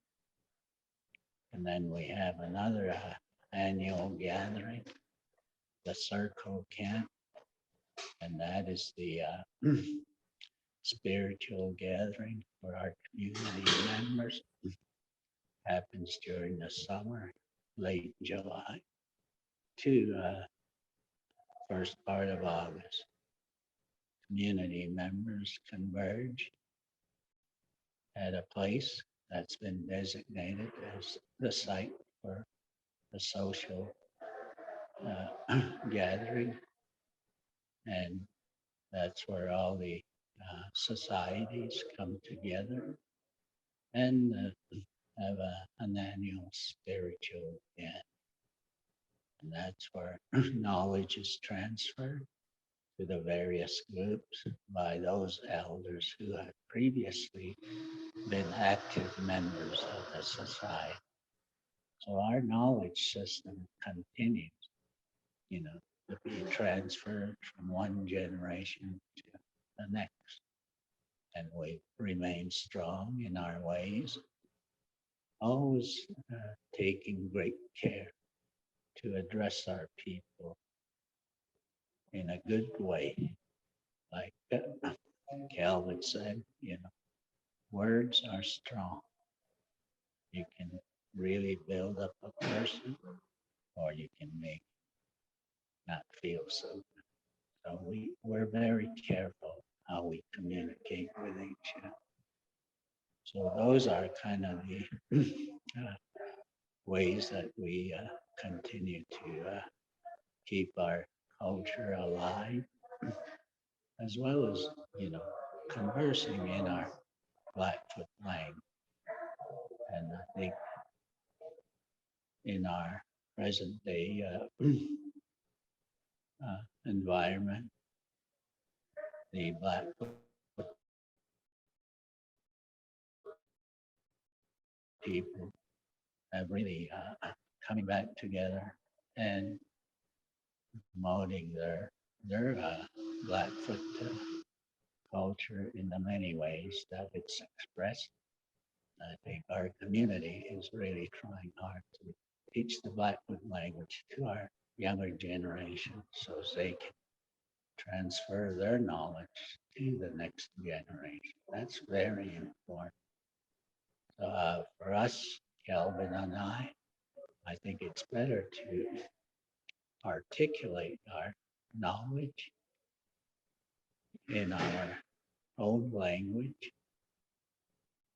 and, being, I guess, just transferring our knowledge orally, because that's the only way our younger generation will start fully understand their Blackfoot identity.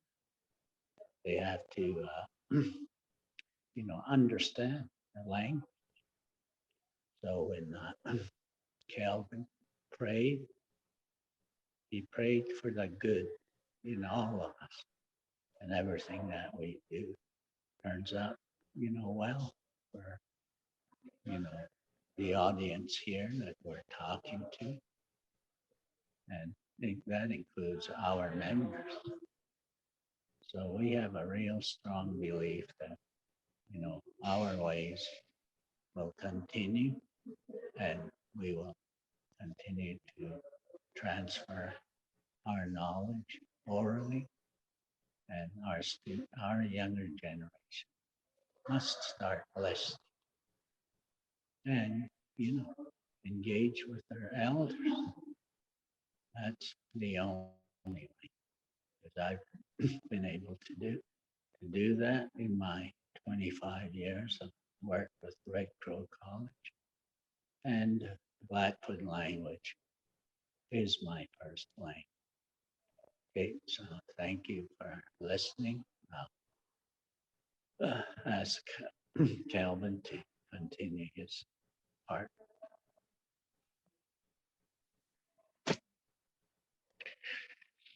In the old days, we never wrote anything down. And one method we used was we used the ochre. It was the different colors of soil pigment. We used to write symbols on rocks, on roads. These were stories. These were stories that we, our ancestors, drew for the future generation. We today they're still visible, thousands of years old, and we never wrote the information that was shared with us. It was passed down orally. And today we still know information from when we first started as people. We, Creator made us from the soil here. And we have all the same elements. If scientists were looking into the components of the ground, they'll find that the American Indian is made up with the same elements, the same signs. And we go back, we only live for a certain period of time, and we go back into the soil. Creator knew man was very forgetful, so he created woman to help him. Women are very sacred, they're the givers of life, and they help men to preserve information. Women have the ability to retain information for long periods of time, and they remind their husbands uh, anything that the husband forgets. So that is the role of women, communication, the methods of communication. We we never wrote anything down. We we have the ability. We have a computer in our heads, and that is what we use. And in the old days, when they had to deliver messages from camp to camp, they had runners that carried the message to these different camps and to bring back a new response. Information was very sacred. You use it in a good way. We don't use it to destroy anything. And we nurture our children with information. We try and build up their self-esteem to make, to give them a good foundation of growth. One of the worst things that was ever written was the doctrine of discovery. And that doctrine interrupted lives of many different nationalities. And here in North America, it really changed the whole environment. Our people used to live well over 100 years old. We had all the necessities of life, tools given to us by Creator, and we used them in a good way. But when Europeans came, they took that all away, and they wanted to make us as images of themselves, and they wrote the treaties. We had no input in the treaties. We didn't understand English. And they also included words that were very damaging, cede and surrender. That is why today we're not landowners, we're only occupants here. And our traditional lands were all taken away, were placed on reservations. We had to ask permission to leave these reservations. We were very controlled. Today, we're still controlled by that same policy that was developed in 1876, which is the Indian Act. It took away the powers of our chief. It took away the ability for our people to manage for themselves. We were self-sustaining before conflict. And the assimilation process that they introduced really made us dependent on direction. And today, we see all the social problems on every reserve in North America. They're all similar. Housing conditions are all similar. You see our people wandering the streets that are lost in this concrete jungle. Those are all the effects of residential school, assimilation. And I'd like to thank you for allowing me to share with you today. I wish each and every one of you the best in life and to read up, to research the American Indian. Thank you. Thank you so much. Thank you so much for those educational information given to us. Thank you so much. I am going to go ahead and introduce our next speaker. So our next speaker is Chris Hudson Bright. Chris has a solid media background that includes 9 years instructing courses in the digital communications, media, and multimedia production diploma programs. He has spent a total of 20 years in the media industry, 5 years in economic development, and 3 years in community capacity building, encouraging renewable energy adoption. Chris Hudson Bright is fascinated with 360-degree virtual reality journalism for the potential it holds. In his spare time, he plays a handcrafted electric cello, and he enjoys competing in runs and triathlons. Please welcome Chris Hudson Bright. Thank you. Thank you so much for that kind introduction. And it's so good to see all of you today. It's been a great afternoon listening to all these different speeches talking about this very important topic. So yeah, like was mentioned in my introduction, I've been teaching journalism for the last, this is my 10th year of teaching at Lethbridge College. And it's been a lot of fun, seen a lot of evolution in the media industry in that time. My background, I did an undergrad degree, so a 4-year communications degree. And then after that, I worked for weekly newspapers. So I was working on Vancouver Island, in Parksville and Qualicum Beach. And then I moved to another newspaper. I was working up in Westlock. And then I was there for a few years. And just what a switch from Vancouver Island to the cold Northern Alberta. It was a lot of fun. In every community, being a reporter, I would be writing about 10 to 20 stories every week. So interviewing a lot of people. I would also be taking all the photos to go with my story. So it was a very busy time, but it was very rewarding. And it was great because you felt like you had a really good sense of what was going on in the community. And each community I worked for is about 10 to 15,000 people in these small communities.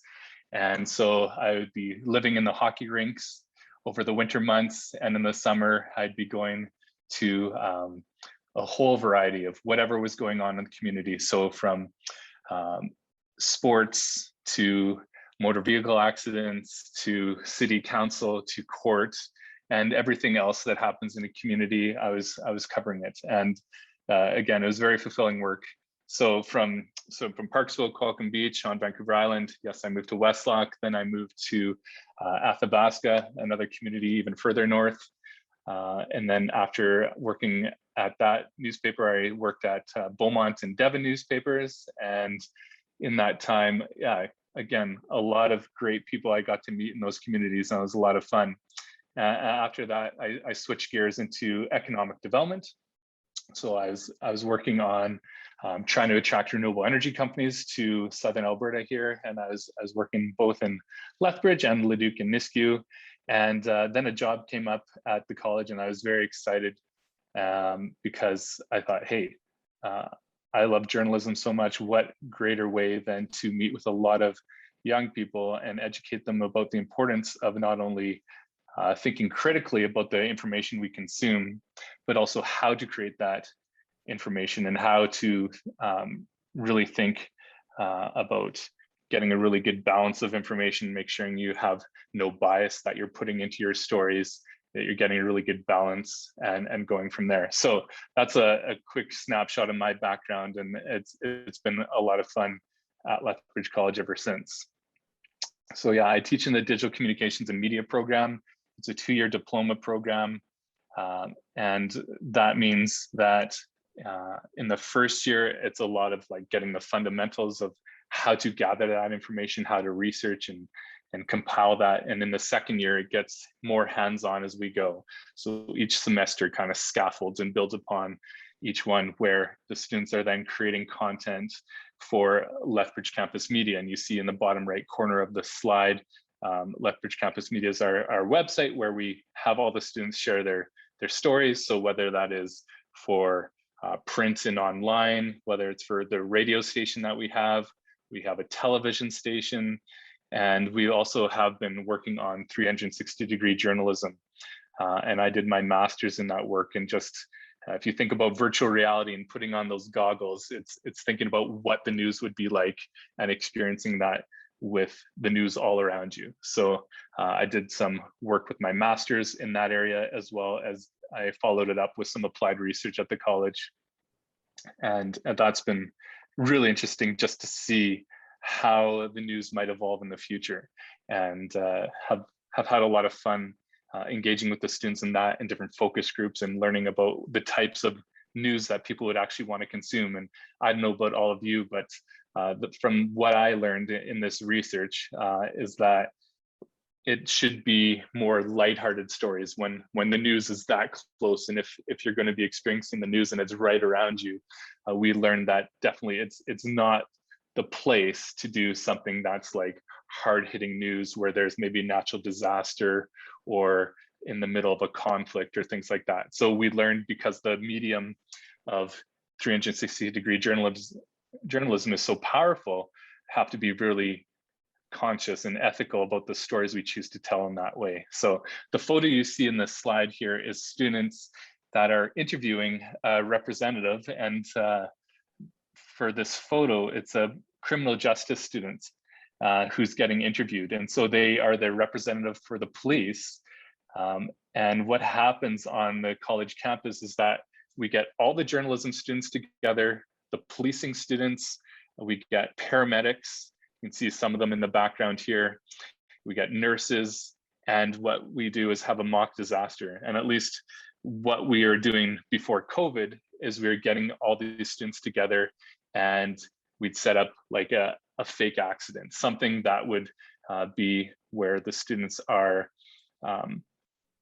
landing upon a scene and then trying to figure out what happened. So from a journalism perspective, they'd be interviewing people like you see here. They'd be talking to as many people as they could. What happened? Can you tell me what unfolded today? Then they would be talking to any other witnesses.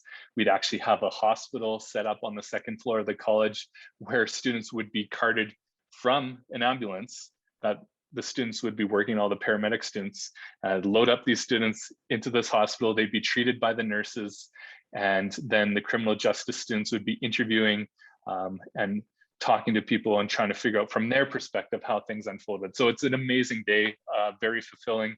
We look forward to hosting these mock disasters again in the near future, but really great chance for the students in this program to learn some of their skills just on the fly. And it's pretty fulfilling to see how they engage on those days. But that's the nice thing about our program. In the span of 2 years, they get all the skills they need.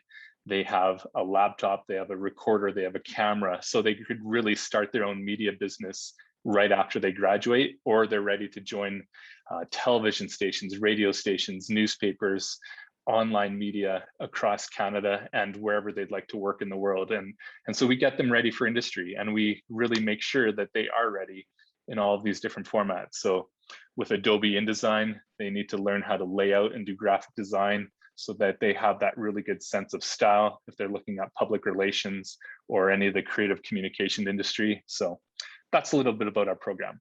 Very exciting. I could talk about it for a long time, but I'll leave it there. So from a journalism perspective, this is kind of where we reflect on this past year. And I know we've been talking about these issues probably ad nauseum. So looking at here, some of the big topics of 2021. So the idea of vaccines and vaccinations and the impact that has on the healthcare system, the idea of freedom and what that means has come up a lot, and they've been hot button topics. So very interesting about how that's all unfolded.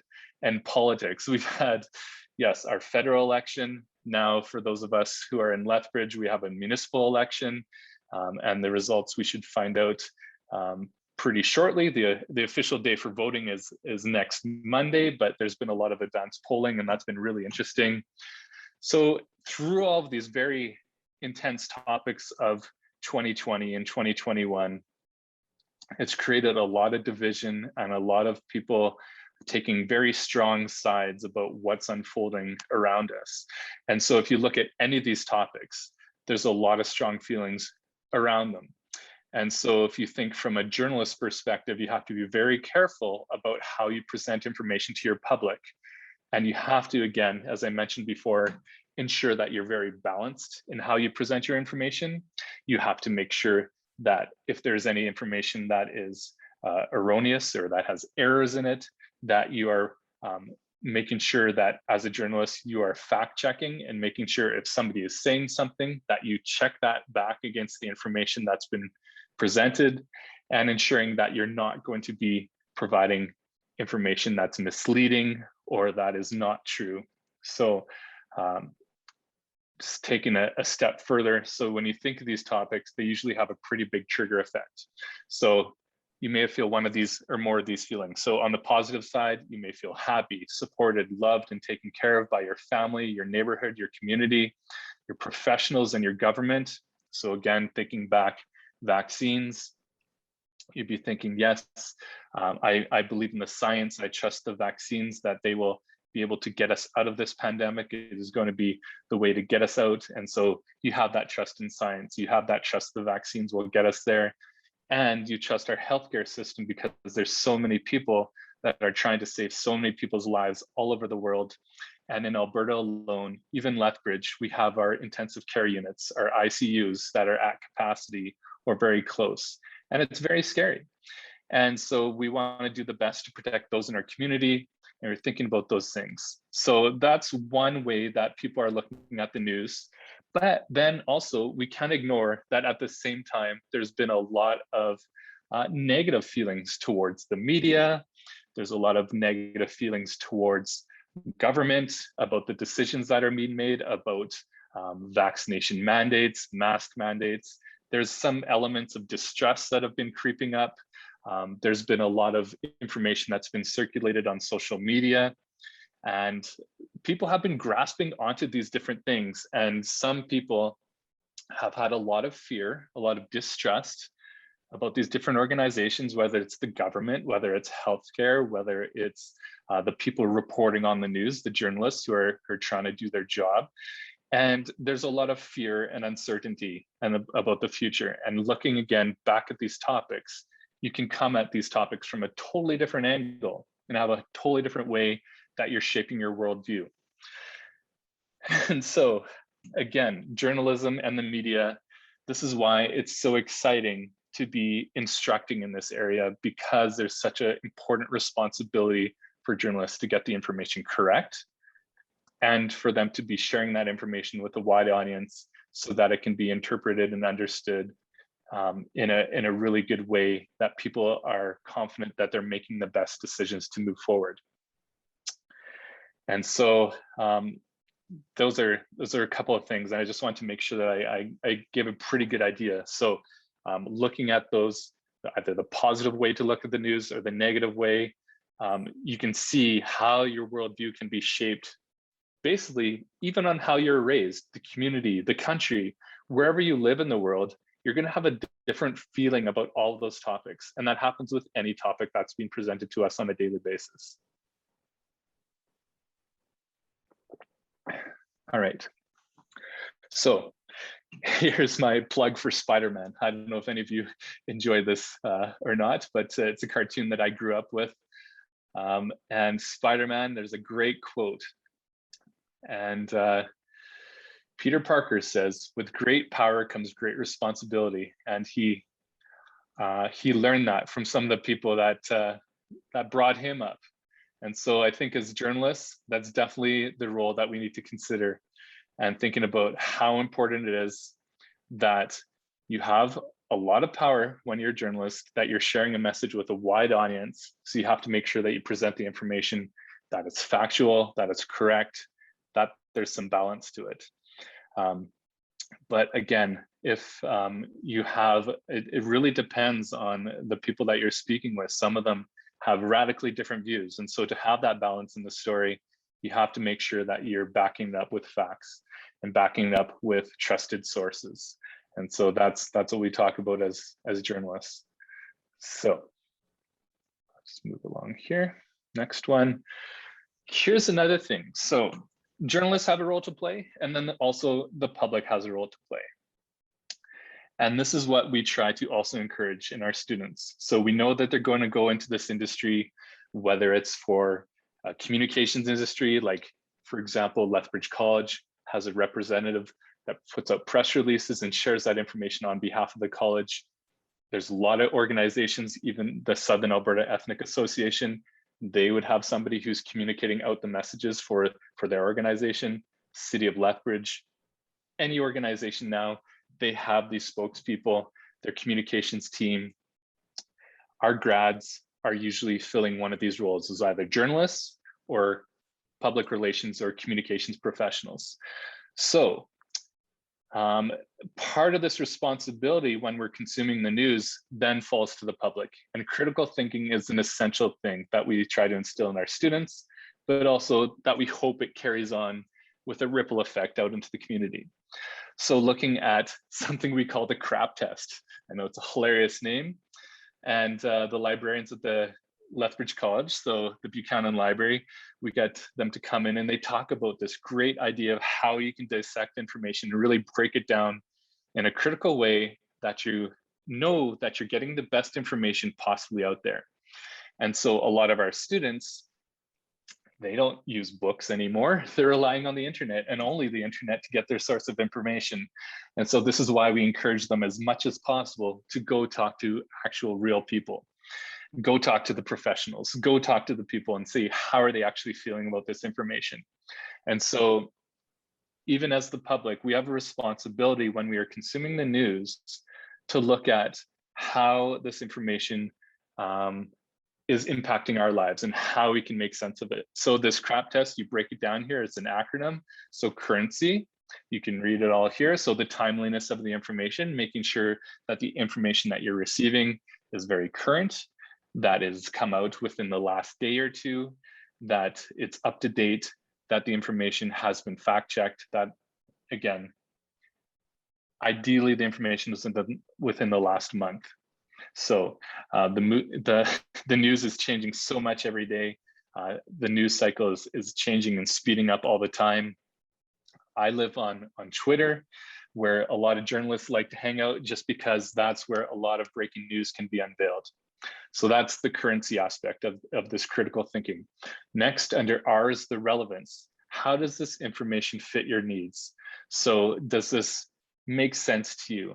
Does it reflect your worldview and what you think? And that's why when we look at the media and how they present information, if they've done a really good job of balancing it, then they have at least two people that they've talked to that are sharing their perspectives, and you look about how does this fit?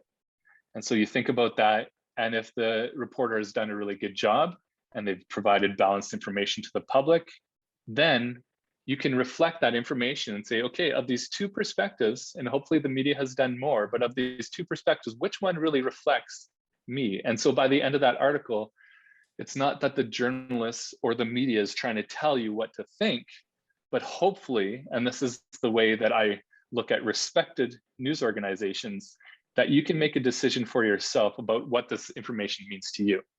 So that's under R. Under authority, again, the source of the information. Does it come from a professional? Does it come from a doctor? Does it come from a president of an organization? Or does it come from somebody off the street? You have to think about, where's this information coming from?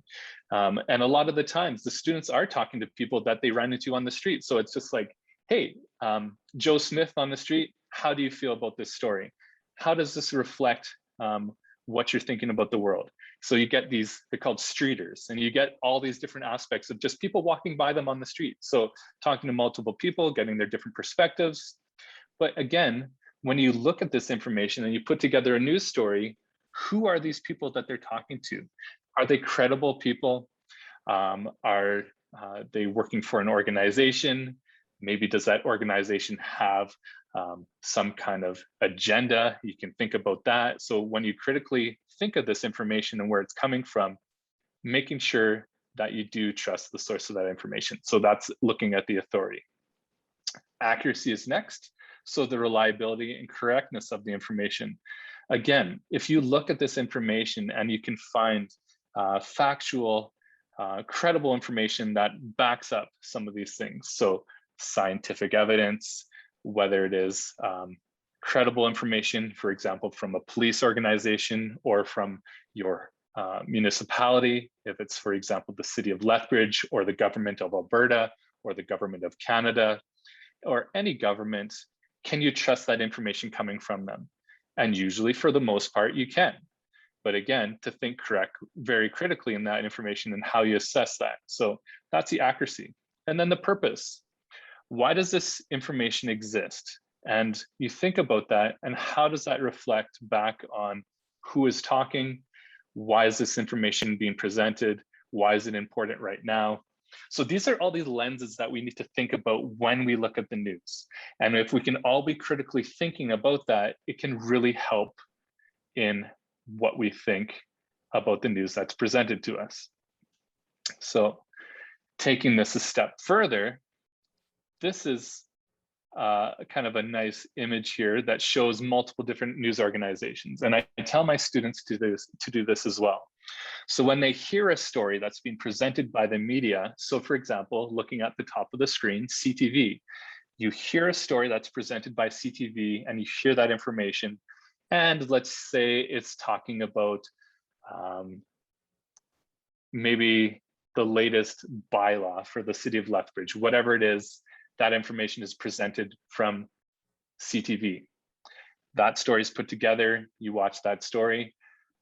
Great, you critically analyze it and make sense of it. Does that reflect my worldview? Does that make sense to me based on what's going on in the world? Excellent. So you take in that information, you dissect it, and you think about what that means for you. What needs to happen more, and I don't think that we do this enough, is we should look at multiple different media organizations to get a really strong understanding so that there's multiple perspectives being presented, many different viewpoints, many different cultures represented. That's important too, not always going back to the same people time and time again to ask them how they feel about the information. But so this is what I really like, and this is taking critical thinking a step further. So you watched your news story on CTV. Next, check out that same story from Global News or The Guardian, another great news organization I trust out of the United Kingdom, out of England. You look at how they presented the information. Then you can look at maybe from CBC's perspective. And there's many other media organizations that are out there. And these are just some of them right now. So there's a lot that are like television stations. CBC and The Guardian have a lot of online news stories. So does Global, so does CTV. There's also the numerous radio stations that we have in our community, and we have a lot of great radio stations. So you think about CGOC, you think about B93, C95, you think about Rock 106.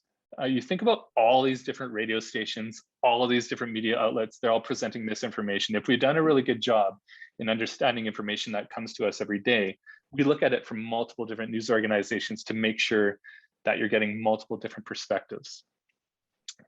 And there's a news organization that I really love right now, and they're taking things a step further, and they're called the Narwhal. and they're based out of BC. And what's really interesting is that they do long form journalism. And this is a lot to do with why I love print and online journalism so much, is it allows you to do a lot of more in-depth or long form. So that just means longer stories where you get the context, you get multiple perspectives. So for the most part, when you're talking about radio stations or television stations, and it's no slight to them, it's just kind of the medium and the format that they're being presented in, you can get stories that are 30 seconds long, 2 minutes long, but really that is the amount of time that they dedicate to a story. What I like about online and printed journalism is that you can have longer stories that can have multiple perspectives. And that's what the Narwhal, I think, is doing really good right now. And they have that luxury because that's kind of the model that they built from the ground up. And so they have sometimes as many as 10 different people from 10 different perspectives quoted on one story. And I really like that because it allows you to sit and think with that information a little bit further than a black and white kind of perspective. And so thinking critically involves multiple viewpoints. And I think this is one way that would really benefit. So there's that. And so I wanted to reference this article from Hootsuite. And for those of you who don't know what or who, sound like an owl myself, what Hootsuite is, it is a social media kind of organization platform that helps you send out social media from Twitter, LinkedIn, Instagram, Facebook, and you can manage it to be kind of like programmed like our VCRs used to be, or programmed like your favorite TV shows, so that you can send out these social media bytes, whether it's photos, whether it's news information, and you can schedule that information over the course of the day. Hootsuite put together this article and it was written by Simon Kemp. And the title of this article was 500 million users joined social in the last year and other facts. So this is what they presented. Look at all this information. So in July, this is looking at the percentage of worldwide survey respondents who say they use each medium to access news content. So the green globe on the far left, this is how people get their information through online media, which includes social media. 82% here, television, about 64%, social media, so strictly social media, including messenger and how people are communicating through social media, 56%, print media, 24%, broadcast radio, so through radio stations, it's 26%. So you can see, even in the last 10 years of me teaching journalism at Lethbridge College, how the media has evolved so much. And since I started writing for newspapers back in 2001, things have shifted even more in the last 20 years. Newspapers used to be the dominant source of where people were getting information. And then things shifted and a lot of attention was then put on television. Now with Netflix and different streaming services, people are cutting their cable and they are not gravitating to those television stations as much as they used to. But you can still see this is kind of the rollout of how people are getting their information. And this is really interesting and important to think about, again, what people are thinking about the news, the trust that is involved in the news, and where you're getting information. If you're only getting your information from social media, that's a big problem because there is a lot of things that are being shared on social media that are not true. There's no fact checking with some people who just share information. Sometimes they're repeating or sharing additional information that's not true in the first place, so they're repeating a lie. And you can see how this snowball can build and build and build and get into a lot of people's minds that, oh, I saw it on social media, it must be true. So that is one thing that we try to encourage, at least with our students, to think critically and say, you know, just because you saw it on Facebook does not mean you should trust it. Where did that information come from? Do you trust that source? Can you actually back up that information? Or is it just something that was shared without any common thought about how that information might impact the people reading it? So taking a step further here, and then looking at the different social media platforms and looking how they're being used as a strict way of news. So Facebook, that's the dominant source here, 44% are treating Facebook like it's a news organization. And I strongly caution against that. I think that's very, very dangerous. I think, again, just like I've said, if you use social media too much, you start to just be kind of sheltered from the rest of the world. It's good to kind of step away from our social media platforms and go to trusted news organizations that are doing a really good job in presenting the information. Look at YouTube, it's 29%, WhatsApp, 23%, Instagram, 15%, Twitter, 13%. You have Messenger, TikTok, LinkedIn, Snapchat, all these different forms where people are treating these social media platforms as news. And so just to step back from that and to make sure that we always reflect on where this information is coming from. I personally have shut down my Facebook account because I was getting frustrated with the amount of fake information and misinformation that was being shared with me on a daily basis. It was just too overwhelming. I thought there must be a better way to connect with my friends than through this platform that was just making me angry on almost a daily basis. So I don't have a Facebook account. I don't have an Instagram account. I look at Twitter and I look at LinkedIn. That's where I get my information, but I also look at news sources on a daily basis, whether it's on my phone or on my television screen. So it's just really interesting how that information is broken down.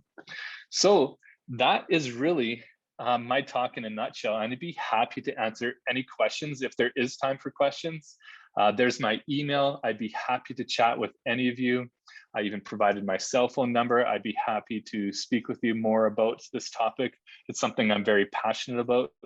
And I really thank you for taking the time today to participate in this great panel of a lot of great speakers. And I just feel very honored to have been asked. So thank you again to all the organizers of this great afternoon, and really appreciate your time. So I'll look at the chat and I'll mute my microphone, but if you can let me know if I can answer some questions, I'd be happy to do so. Well, the first one here says, how can it be ensured that the news reports are written from a place of clarity and not from a conditioned bias? It's a great question. So it's a really good question. And thank you for asking that, Nathan. Yeah, it says to go deeper, how have you ensured that the material you are teaching isn't skewed by conditioned bias? Sure, yeah, definitely. So what happens in the classroom, at least, we have a lot of engaging discussions with students. They present multiple different perspectives on topics, and we encourage all of those topics to be presented. So when you ask, how can we ensure that the news reports are written from a place of clarity? There's two news organizations that I'm going to pick on. One is Canadian and one is American. And I do not trust these news organizations. And I'm sorry for any of those who do trust these organizations. In the United States, Fox News is an organization that I do not trust because they do not do a really good job of balancing the information that they share with their public. They have a really strong bias and they have a really strong agenda that they push. And I think it has been dangerous, especially over the last 4 years with the previous president that was in the United States. I won't mention who that is. We all know who that is. But Fox gave a platform to a lot of misinformation, and it was really dangerous. In Canada, we have a similar news organization that I do not trust, and it's called The Rebel. And it's hosted by somebody called Ezra Levant. And he is another person that does not do a good job of providing balanced information to the public. Two organizations that I think are very dangerous to the public, for those people who look at news organizations and think they can trust all of them, those are two that I would not trust because they present their agenda, and that's very dangerous. So I think, Nathan, to answer your question more, how can we ensure that news reports are written from a place of clarity? To make sure that the information you're getting has that balance in it, that it has multiple perspectives that are being presented. So that way it doesn't look like there is a bias that's being presented, and journalists should never present their opinion in a story. That is a really dangerous thing that should be separated. No opinion presented. So instead, let the people that they interview present their opinions, and then you report the facts. That's your role as a journalist. So hopefully that answers those questions that you have, Nathan, and thank you so much for those. And I'll I'll wait for another question here. It looks like there's a couple more in the chat. Maybe I'll just read this one out. So Chitty has a question here. It says, in the face of the uncertainties and fears of the current pandemic, does current media outlets find a somewhat parallel pressure to expunge or deviate from the crap test to keep pace with the intensity of fake news? Yeah, I think there definitely is that pressure to make sure that the media present information that doesn't have that bias, and that make sure that to make sure that those fears are being explained, and that maybe that, for example, with the vaccine hesitancy and why people are not getting their vaccine, there's many different reasons why people are hesitant about getting the vaccine, and there's many different ways. So as long as the media organization respects those viewpoints and they can address those fears in a really compassionate and empathetic way, I think that they've done a really good job of making sure they go through that same credibility, reliability, accurate, all of those elements of that CRAP acronym to make sure that they are doing a really good job of presenting balanced information to the public. So thank you so much. That's a really good question. But yes, that's the pressure that we put on our students. That's the hope that when they graduate from their program, they're being very responsible in how they move forward in their careers and presenting that information to the public. So thank you so much to everybody for your questions. And I think we're probably out of time for the next speaker, so I'm going to mute myself. Thank you so much, Mr. Hodgson. So I'd like to move on to our next speaker, and that is David Logue, and he's been very patient. David Logue is an associate professor and department chair in the Department of Psychology at the University of Lethbridge. He is a biologist by training and studies how tropical birds use songs to communicate. That's an interesting place to research. David became interested in the psychology of judgment and decision-making while researching how female birds compare song quality from prospective mates. David now teaches a senior level course on judgment and decision-making, in addition to various courses on animal behavior. David is the author of 37 peer-reviewed journal articles on animal behavior. He lives in Lethbridge with his wife and their 2 children. Please welcome David Logue. Thank you. Thank you, Esther. Thanks to Fola and everybody else who organized this, and everybody who has taken the time to listen to the talks today. Thanks a lot. And to all my fellow speakers as well. So I'm going to talk a little bit about the psychology of fake news today, and just to make sure everybody knows what we're talking about here. There we go. Great. Fantastic. All right. So this is what we're talking about. Fake news. I got a few examples here. In this one, Pope Francis is backing Trump. This is not true. This is a pretend story that was shared on Facebook.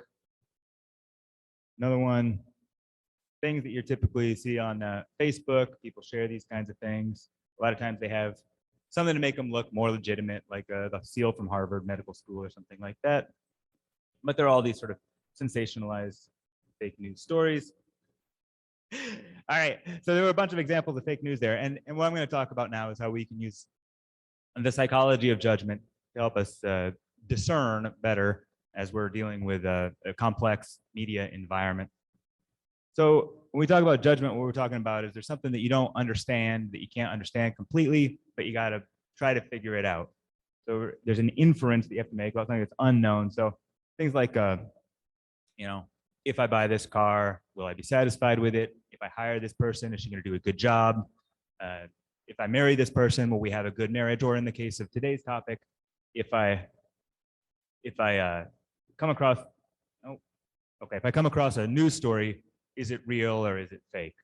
Right. So here we got a story. Did the FBI find a 9/11 hijacker's plane ticket moments after the North Tower collapsed? Right. So we need to make a judgment about that. Is it real or isn't? So the field of judgment and decision making has come up with studies how people make decisions, and as it turns out, the way that we make decisions isn't as logical as we would like to think. We don't usually lay out all the different options and weigh the possibilities. Instead, we base it on a set of what are called fast and frugal heuristics. So heuristics like a rule of thumb, like a simple rule that you can follow. It usually works out pretty well. The fast and frugal part is that compared to a rational decision process, these rules of thumb work really fast. And they're frugal in the sense that they don't require very much memory or very much cognitive power. I'm going to talk about one in particular. I'm going to emphasize one that's particularly relevant to fake news. And that's this idea of memory availability. Now, I was talking about these different heuristics, these different rules of thumb that we use to make judgments. And the first one that I really want to emphasize is this memory availability heuristic. So it turns out that when people make judgments, one of the key things that they're doing is they're actually trying to recall something, trying to think about something. What your brain does is it says, look, if it's easy to come up with this thing, if it's something that's easy to recall, we perceive that thing as being both truthful and common. There's a ton of evidence on it. So here's an example of results from a study that look at this. In this study, subjects were presented with some idea, some news story, a variable number of times. And then they were asked to rate it for truthfulness. And we can see here by this positive relationship between the number of repetitions and the mean truth rating is that the more somebody hears some story, the more truthful they think it is. These are all fake stories, but just hearing it repeated makes it seem more truthful. I think we can all understand the implications of this for fake news. Here's another example, same kind of thing. It'll come up here in a second, I hope. It's just lagging behind, but a different story. Oh, hey, it's me. So there's a different story here, just one specifically about fake news. Yeah, so I'll just talk through this one then. So this is just a different study. And this one is, again, it's about memory availability, but it's used fake news as actual prompts. So the subjects in this one were looking at prompts that were these fake news stories, and they had to rate them as true or false. And they were either exposed to these multiple times or not. And some of them had a flag warning them. One of the earlier speakers was talking about flagging fake news, and some of them didn't. This is about this memory availability heuristic. So this idea that the fluency of recall is actually interpreted as the truthfulness of a statement. And the consequence of this is that if we hear something repeated, even if it's fake, people tend to believe it to be more true. Right? So it's very, very important when it comes to the idea of fake news. In this study, people were presented with prompts like this. So in this one, it's Trump is bringing back the draft as the prompt, right? And people either heard it multiple times or just a single time, and it either had this flag warning or it didn't. You can see the data over there that if it was familiarized, if they'd heard it before, people always seem to think it was more true. Okay, this is this idea of this memory recall heuristic. And if there was a flag, it helped, but not that much. In fact, the effect of hearing it multiple times tended to increase the truthfulness in people's minds more than having a flag tended to decrease the truthfulness. So I think this idea of flagging fake news is important, but it's probably not sufficient, because even when we have something flagged, if we've heard it a bunch of times, people do tend to think it's true even when it's not. So of course we want to think critically, right? We don't want to just take in everything. People have been talking about this all the time. The idea of critical thinking entails obviously thinking slowly, not just responding intuitively to something, but actually trying to break it down and make sense of it. And in the field of judgment and decision making has developed all these tools to be able to do this. In a 20-minute talk, I'm not going to be able to go to those in any detail, but some people earlier mentioned some basic ideas and basic principles like consider all possibilities, weigh the evidence, consider both sides of the argument, all that kind of stuff. And different people have different tendencies with respect to critical thinking. So in this study that I'm showing you the results of right here, initially the subjects were tested for their tendency to use intuitive logic versus deliberative logic. Okay, so they went through a battery of tests to figure out where they fit on that scale. And the people who are most intuitive, kind of followed their gut the most, are represented by the yellow distribution. The people who are most deliberative, thought through stuff the most, they're represented in green. So what we see in these distributions here is that people who are more deliberative were much better at discerning true versus false media than are those who tend to think more intuitively. And you know, obviously there's variance among people, but there's variance within individuals too, right? So as an individual, you can choose to take something more deliberative and not just follow your gut if it's a matter of important news. What, you know, when we talk about critical thinking, it's important to think about what isn't critical thinking, right? What doesn't count as critical thinking? And alternatives to critical thinking include these kinds of ideas, like, using your emotions to make decisions, relying on anecdotes. My friend's mother got sick after she got the vaccine, so I don't think the vaccine is healthy, right? Using something that's just plain old common sense or following tradition. These are all alternatives to critically evaluating ideas, critically evaluating evidence. And the idea of using reason is obviously appealing, and that's where we want to go with this. But there's different ways that people use reason. In fact, a lot of the times when we use reason, we're not using reason to make a sound judgment. We're using reason to try to convince somebody of something. So we talk about this as lawyer type reasoning or thinking like a lawyer. And when you're using a lawyer type reasoning, you're using reason, but you're using it to get a point across. Using it to convince somebody of something. And in fact, fake news actually does this all the time, right? Fake news is a lawyer. We don't want to be Joe Pesci here. We want to be Judge Judy. We want to take in all the evidence that's available to us and make a rational decision based on that evidence. Thanks a lot. If you don't mind closing that door, that'd be helpful. Thanks. If somebody's a judge, if somebody's acting like a lawyer, we say they're engaging with motivated reasoning, right? So they're using reasoning, but they're using it for a purpose. They're trying to get something. We do this all the time when we make an argument, for example. One of the things that comes up with fake news is extremely difficult is that fake news doesn't even necessarily have to convince you of anything to do its job. The reality is that there's so much information out there that the addition of more information simply muddies the waters and makes it impossible to come up with a good decision. And we know that from psychology, when choices get really hard, when judgment gets really difficult, what people typically do is they just take the default option or they don't do anything at all. It just gets hard and you just kind of give up and you say, maybe it's impossible to find out, right? And this is something that's bothered me a lot because, I want to be a logical person. I want to be a rational person. I want to be somebody that is open-minded, right? But there's so many different claims. If you pay attention to your Facebook feed or even CNN, there's so many different claims that come up. How can you decide what you need to look into further and what can be safely ignored? And that's a big deal, right? Because we don't have the time to evaluate every claim that comes out. And what I'm going to suggest here is to follow the logic of Bayes' theorem. I'm not going to get into Bayes' theorem in detail, but Bayes' theorem is a way that scientists take what we know and try to add new information to it, right? So this is about how strong are your prior beliefs, how much do you already know, and how likely is this new claim to be true? And if it's the case that based on your prior beliefs and the strength of this new evidence, the claim is very unlikely to be true, give it up. Don't waste your time. But beware of your own lawyer mindset with respect to yourself. Be aware of your own motivated reasoning, right? If you see a claim and you say, I don't want this to be true, so I don't believe it, or I want this to be true, so you do believe it, that's a red flag in my own mind.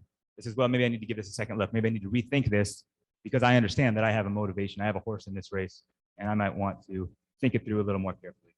So a little bit of practical tips. How do we not become fooled by fake news? We all want to understand the world accurately. We don't want to be hoodwinked, right? Practically speaking, just look for cues of fake news. Fake news is often rather easy to spot because it's trying to do something. It's trying to mislead people. So if there's an appeal to emotion in it, it's something that's trying to get you angry. If it's trying to get you excited about something, right? That's not news. That's something else, right? The news doesn't do that. If they're unlikely stories, again, just be a Bayesian. If this is something that is very improbable to begin with, it probably isn't true. If you're being encouraged to spread it, if it's telling you, share this with 10 people, I bet 5 people won't share this. Again, it's probably got an agenda. If there's some obscure source that you've never heard of, probably has an agenda. One thing you can do, practically speaking, to help you identify good news is just to find good news sources. There's this media bias chart. You can find it on the web. Just Google media bias chart, and you'll come up with this. It's a super nice graph. On the x-axis, you've got a measure of right-left bias. On the y-axis, you've got news value and reliability. Just stick with the stuff in the upper middle, and you're probably good. The stuff down on the fringes is essentially entertainment. And then in terms of psychological tips to avoid being taken in by fake news, limit your exposure. Don't bathe in that stuff, man. It gets in your head. You got to be careful. If you just hear it repeated enough times, even if it's obviously fake, it has a way of weaving its way into your mind. When you come up with new information, evaluate it like a Bayesian. How confident were you before? How much credibility does this new information have? Right? Those are the things that you need to be asking yourself when you take in new information. And then if it's an important decision, it's an important judgment, think slowly. Consider all the different outcomes and their consequences, and try to be a judge. Try to use your rational mind, not to convince yourself or someone else of something, but rather to evaluate all sides of the claim. If you like this stuff and you're interested and you want to learn more, here are a few resources you could check out. The book Thinking Fast and Slow by the Nobel laureate Daniel Kahneman is a great introduction to judgment and decision making. The Enigma of Reason is a little bit more academic. It's a little bit of a harder read, but it's a really interesting book. And it's really about this idea that reason evolved and reason is used largely to convince other people of things and as a social tool rather than as a true means to accurate judgment. And what they're saying isn't that you can't use reason for accurate judgment. It's just that we often don't, and it's important to distinguish between the two aspects of reason. The Scout Mindset is a new book. It's really readable. It's a young scientist named Julia Galef. Totally recommend that one. This is really about that judge versus lawyer mindset, and it's about trying to evaluate the world as it is and limit your own motivated reasoning. And then this last one's a program, actually. It's on Netflix. It's called The Social Dilemma. It was a big hit a year or two ago. And it's really about how social media in particular uses psychological tools to keep viewers engaged. Finally, I'd just like to wish everybody a happy Nigeria Independence Day. I know it's a couple weeks late, but then thank you all, and thank you to the Nigerian community of Lethbridge, who's really enriched our community so much. So thank you. Yeah, there's a question in the room and an observation about how much anger there is in society today, and I think surrounding this idea of information and misinformation maybe as well. And I've made the same observation, James. These are difficult times. I really don't feel qualified to say too much about that. I'm not that kind of scientist, you know. I'm not actually a specialist in human emotion or anything like that. So I think I'll probably just refrain from going any further because it really would just be my own personal opinion. But certainly the emotionality of the argument is not going to bring us to a place of greater rationality or understanding. I think that's one thing I do feel confident about. Although I would only speculate about the causes. Thank you. That was a good question. There's one in the chat here. Is there more that you can explain about the frequency of information being repeated and when it sinks in to become truth in someone else's mind? So just a little bit about that. So this is about the memory availability heuristic. And it's not just about how much something is repeated. It's also about how salient it is or how strongly we feel it and absorb it. So things that are really memorable, that are paired with, say, graphic images or that really stick in our mind, often because they involve sex or violence or beautiful people or people we care about. Those are the sorts of things that really can play into this memory availability heuristic most powerfully. And you're going to see that people who are adept at crafting these kinds of messages understand that, and the kinds of messages that they craft are ones that are going to be really easy for us to remember. Yeah, there's tons of evidence on this. So, like, for example, if you just think about, ask people how common are different causes of death, and you list out a bunch of different potential causes of death and ask average people to comment on how common they are, they vastly overestimate the ones that are graphic and easy to think about. So things like being killed by a shark or a wild animal, or you know, dying in a car accident or something like that. People, or dying by a terrorist is a great example. People point out, you know, terrorist deaths as a major concern when in fact it's a tiny fraction of a percent of people that actually die by terrorism. One more time, thanks again. I really appreciate the opportunity to speak. Oh, well, it has been a time well spent. And I want to say thank you to everyone for your patience and also for your participation. Just in summary, few takeaways for me. For me, just saying, being alert to the dangers of misinformation, using technology as a solution to deterring fake news, doing our due diligence in fact-checking information that we get. We were also reminded that our source of survival is purely love and trust, right from our time of birth, and that the words that we speak are strong, and we are encouraged to use it for the right reasons. And just reflecting on the past year from the perspective of a journalist, we want to be careful how we communicate information, that it is balanced, so that it will mitigate against negative feelings towards the media. And we also want to watch where we go to consume information. And just lastly, just knowing that this is, be aware of your own motivations. And the one I love the best, the very last one is how to avoid being a fool, or how to avoid being fooled. And I think I might read a book from the ones you recommended. They seem really readable to me. So thank you, everyone. And I'm not sure if anyone has any more questions for the speakers. If you do, please text those to Shubayoja Foundation or make contact with us, and then we can get your questions to the speakers, and then somehow we'll get it back to you so you have your answers. So I'm going to turn it over now to Engineer Shubayoja for your vote of thanks. It's been a long day, a very long day, but you know, our speakers have done a great job breaking things down so that we can take one or two pieces that we can use in navigating a polarized world and society for happiness and development. Thank you very much. Audience. We thank God above all for making this grand event possible. This is to acknowledge with sincere gratitude the wonderful contributions of our speakers, the moderator, the elders, the scholars who made the third in our October seminar series a huge success. I think we can say that from the number of papers and then the number of people that are still patient, attending and participating. We thank the audience from across the world, especially our folks in Nigeria and the UK, where it is about midnight or past midnight at the end of this great event, for their active participation, texts, and their questions, without which the event may not be fun. We appreciate the media that have been in touch.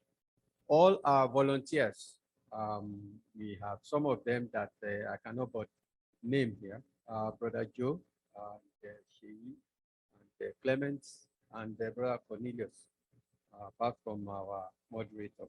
We appreciate all the work and all the support and unflinching support over the years. We are grateful for the support of our co-sponsors, the Association of Nigerians in Lethbridge and the Southern Alberta Ethnic Association, for making available to us this great facility for public enlightenment, as well as our technical team and the Freedom House Parish of the Redeemed Church in Lethbridge for the live streaming system, as well as our silent donor of the Zoom link and refreshments provided for this event.